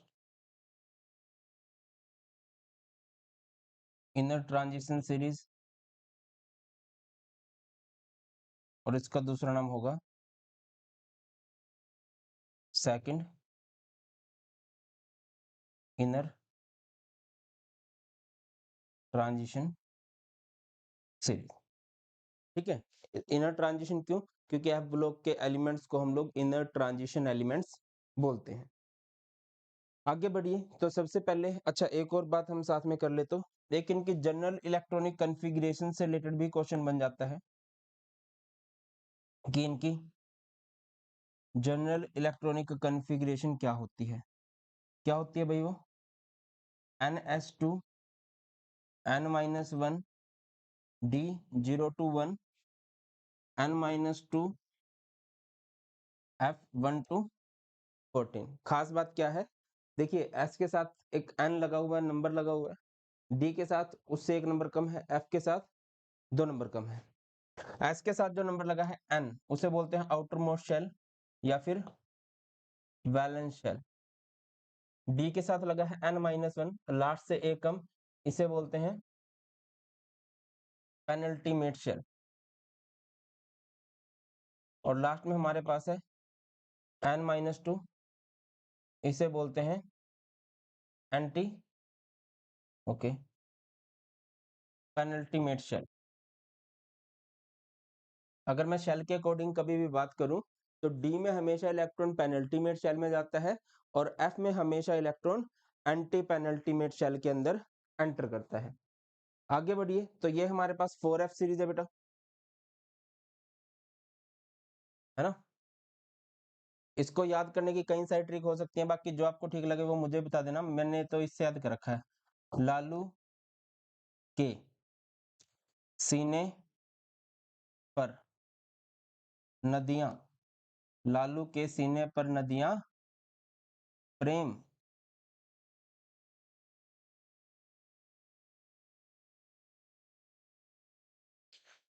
लालू के सीने पर नदियां, फिर दोबारा करो, सीने पर नदियां प्रेम की समाई, यूं गदगद तब दिल हुआ, दिल हुआ। यहाँ पर इंजीनियर तुम्हारे यबलू या यार तुम बड़ी एलबी लाजवाब हो। ठीक है ना, इसको ऐसे याद रख सकते हो। बाकी आपको कोई अच्छी ट्रिक आती है तो कमेंट सेक्शन में जरूर बता देना, अगली वीडियो में हम उसको भी इंक्लूड करने लगेंगे।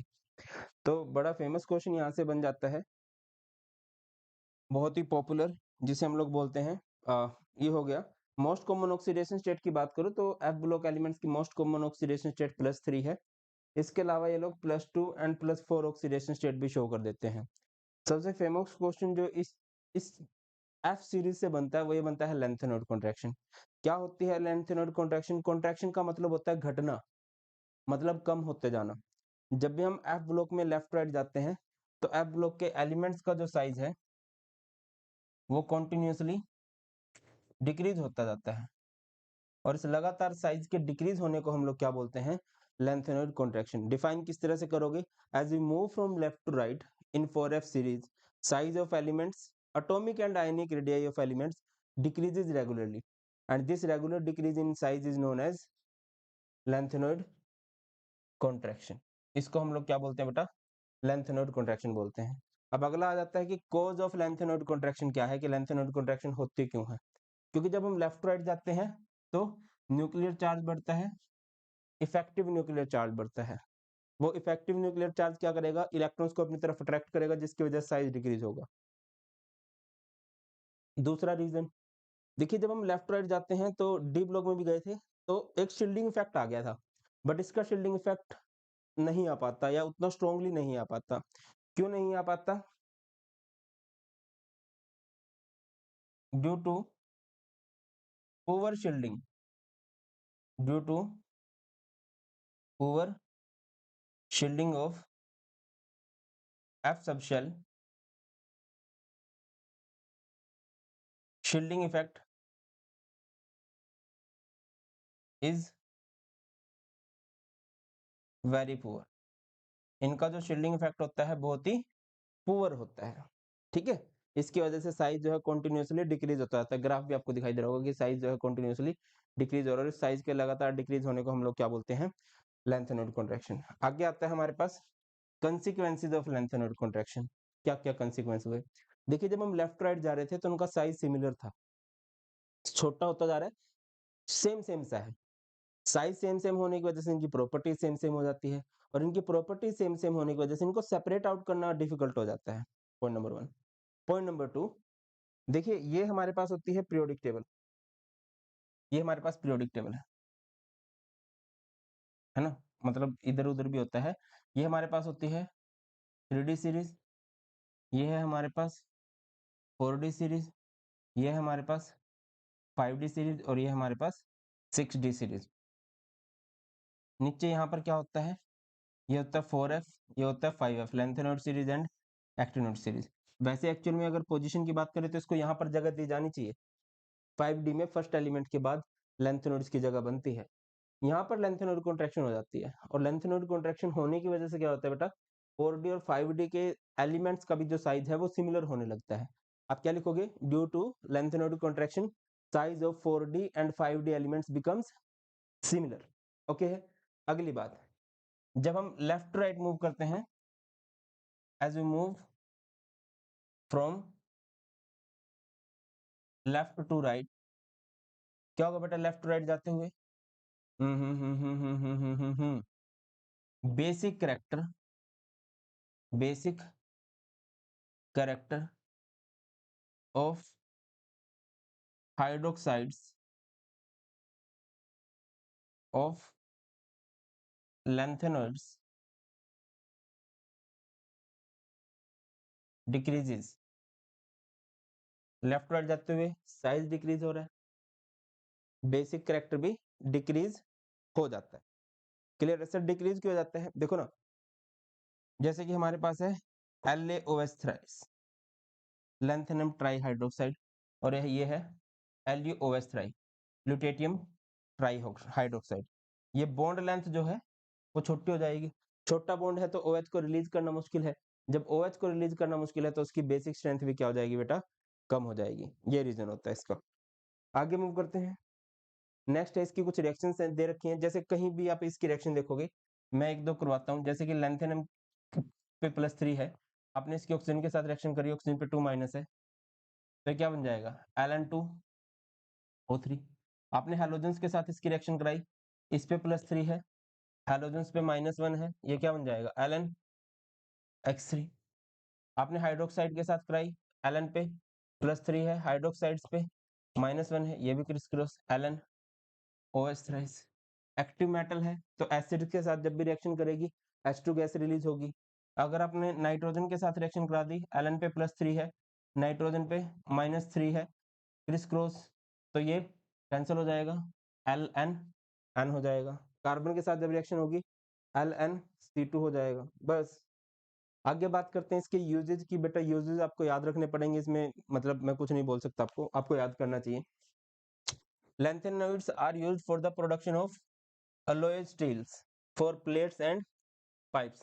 मिश metal alloy of lanthanoid, lanthanoid का एक alloy होता है misch metal alloy, is used in magnesium based alloy to produce bullets, shell and light flint.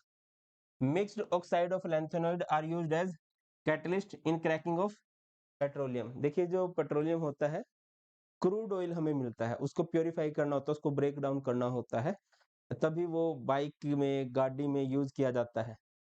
ठीक है, तो उसके में क्रैकिंग भी एक प्रोसेस है, वहां पर हम लैंथेनॉइड्स की ऑक्साइड का यूज कर सकते हैं, और कुछ लैंथेनम ऑक्साइड का यूज किया जा सकता है टेलीविजन स्क्रीन पे। आगे बढ़ते हैं, लैंथेनॉइड्स के बाद नेक्स्ट आता है हमारे पास एक्टिनॉइड्स, और ये जो है ग्रुप ऑफ रेडियोएक्टिव एलिमेंट्स है। इसमें सारे के सारे एलिमेंट रेडियोएक्टिव होते हैं। ठीक है, जनरल कॉन्फ़िगरेशन थोड़ा सा चेंज आएगा, यहाँ पर 7s2 6001 5f12 14 आ जाएगा। सिमिलैरिटीज की बात करूं तो दोनों ही +3 ऑक्सीडेशन स्टेट शो करते हैं, 4f भी 5f भी। इलेक्ट्रोपॉजिटिव है, हाईली रिएक्टिव है। जिस तरह से लैंथेनॉइड कॉन्ट्रैक्शन होती है, उसी तरह से एक्टिनॉइड कॉन्ट्रैक्शन भी होती है। एक्टिनॉइड्स में भी साइज कंटिन्यूअसली डिक्रीज करता है, हाँ इनका साइज बल्कि ज्यादा डिक्रीज करता है। क्यों? क्योंकि 5f का जो शील्डिंग इफेक्ट होता है वो और भी पुअर होता है, तो शील्डिंग इफेक्ट पुअर होने की वजह से बाहर वाले इलेक्ट्रॉन्स अंदर आते रहते हैं। शील्डिंग इफेक्ट का मतलब है बाहर के इलेक्ट्रॉन्स को रोकना, वो रोक नहीं पाता तो साइज जो है और भी ज्यादा डिक्रीज होता चलता है। क्लियर है? आगे मूव करें, नेक्स्ट बात करते हैं। तो ये हमारे पास 5f सीरीज है। एक बार हे एक बार हे 3 प्लैनेट्स, कौन कौन से थे भाई? Uranus, Neptune and Pluto. आम की चटनी, आम की चटनी बकवास थी, बकवास थी। कैफे में यस, एज फरमाएंगे, एज फरमाएंगे एमडी मैडम नूडल्स लाओ। ये बात हमने कहाँ बोली है? ये बात हमने बोली है कैफे में बैठ के। ऐश फरमा रहे हैं और मैडम को बोल रहे हैं मैडम नूडल्स लाओ। हाँ, नोट तो गुड ट्रिक है, बट अगर आपके पास कोई अच्छी है तो आप उससे भी अच्छी ट्रिक मुझे बता सकते हैं, मुझे अत्यंत हर्ष होगा, मुझे अत्यंत खुशी होगी। आगे बढ़ते हैं, नेक्स्ट आता है difference between lanthanoids and actinoids. तो सबसे पहली बात करूं तो लैंथेनॉइड्स +3 ऑक्सीडेशन स्टेट शो करते हैं, ये भी +3 शो करते हैं। इसके अलावा ये +2 +4 शो करते हैं, ये हाइयर +4 +5 +6 +7 शो कर सकते हैं। अब ऐसा क्यों होता है? Due to very small due to very small energy difference in 5f 6d and 7s electron. तो ये सारे ही बॉन्डिंग में पार्टिसिपेट कर जाते हैं। जब बहुत ज्यादा इलेक्ट्रॉन बॉन्डिंग में पार्टिसिपेट करते हैं तो higher number of oxidation state easily मिल जाती है। उसकी बात करें, इनका शील्डिंग इफेक्ट पुअर है, इनका और भी पुअर है। ठीक है, ये पैरामैग्नेटिक है, ये भी पैरामैग्नेटिक है। इनके पैरामैग्नेटिक कैरेक्टर को इजीली एक्सप्लेन कर सकते हैं, इनके पैरामैग्नेटिक कैरेक्टर को इजीली एक्सप्लेन नहीं किया जा सकता।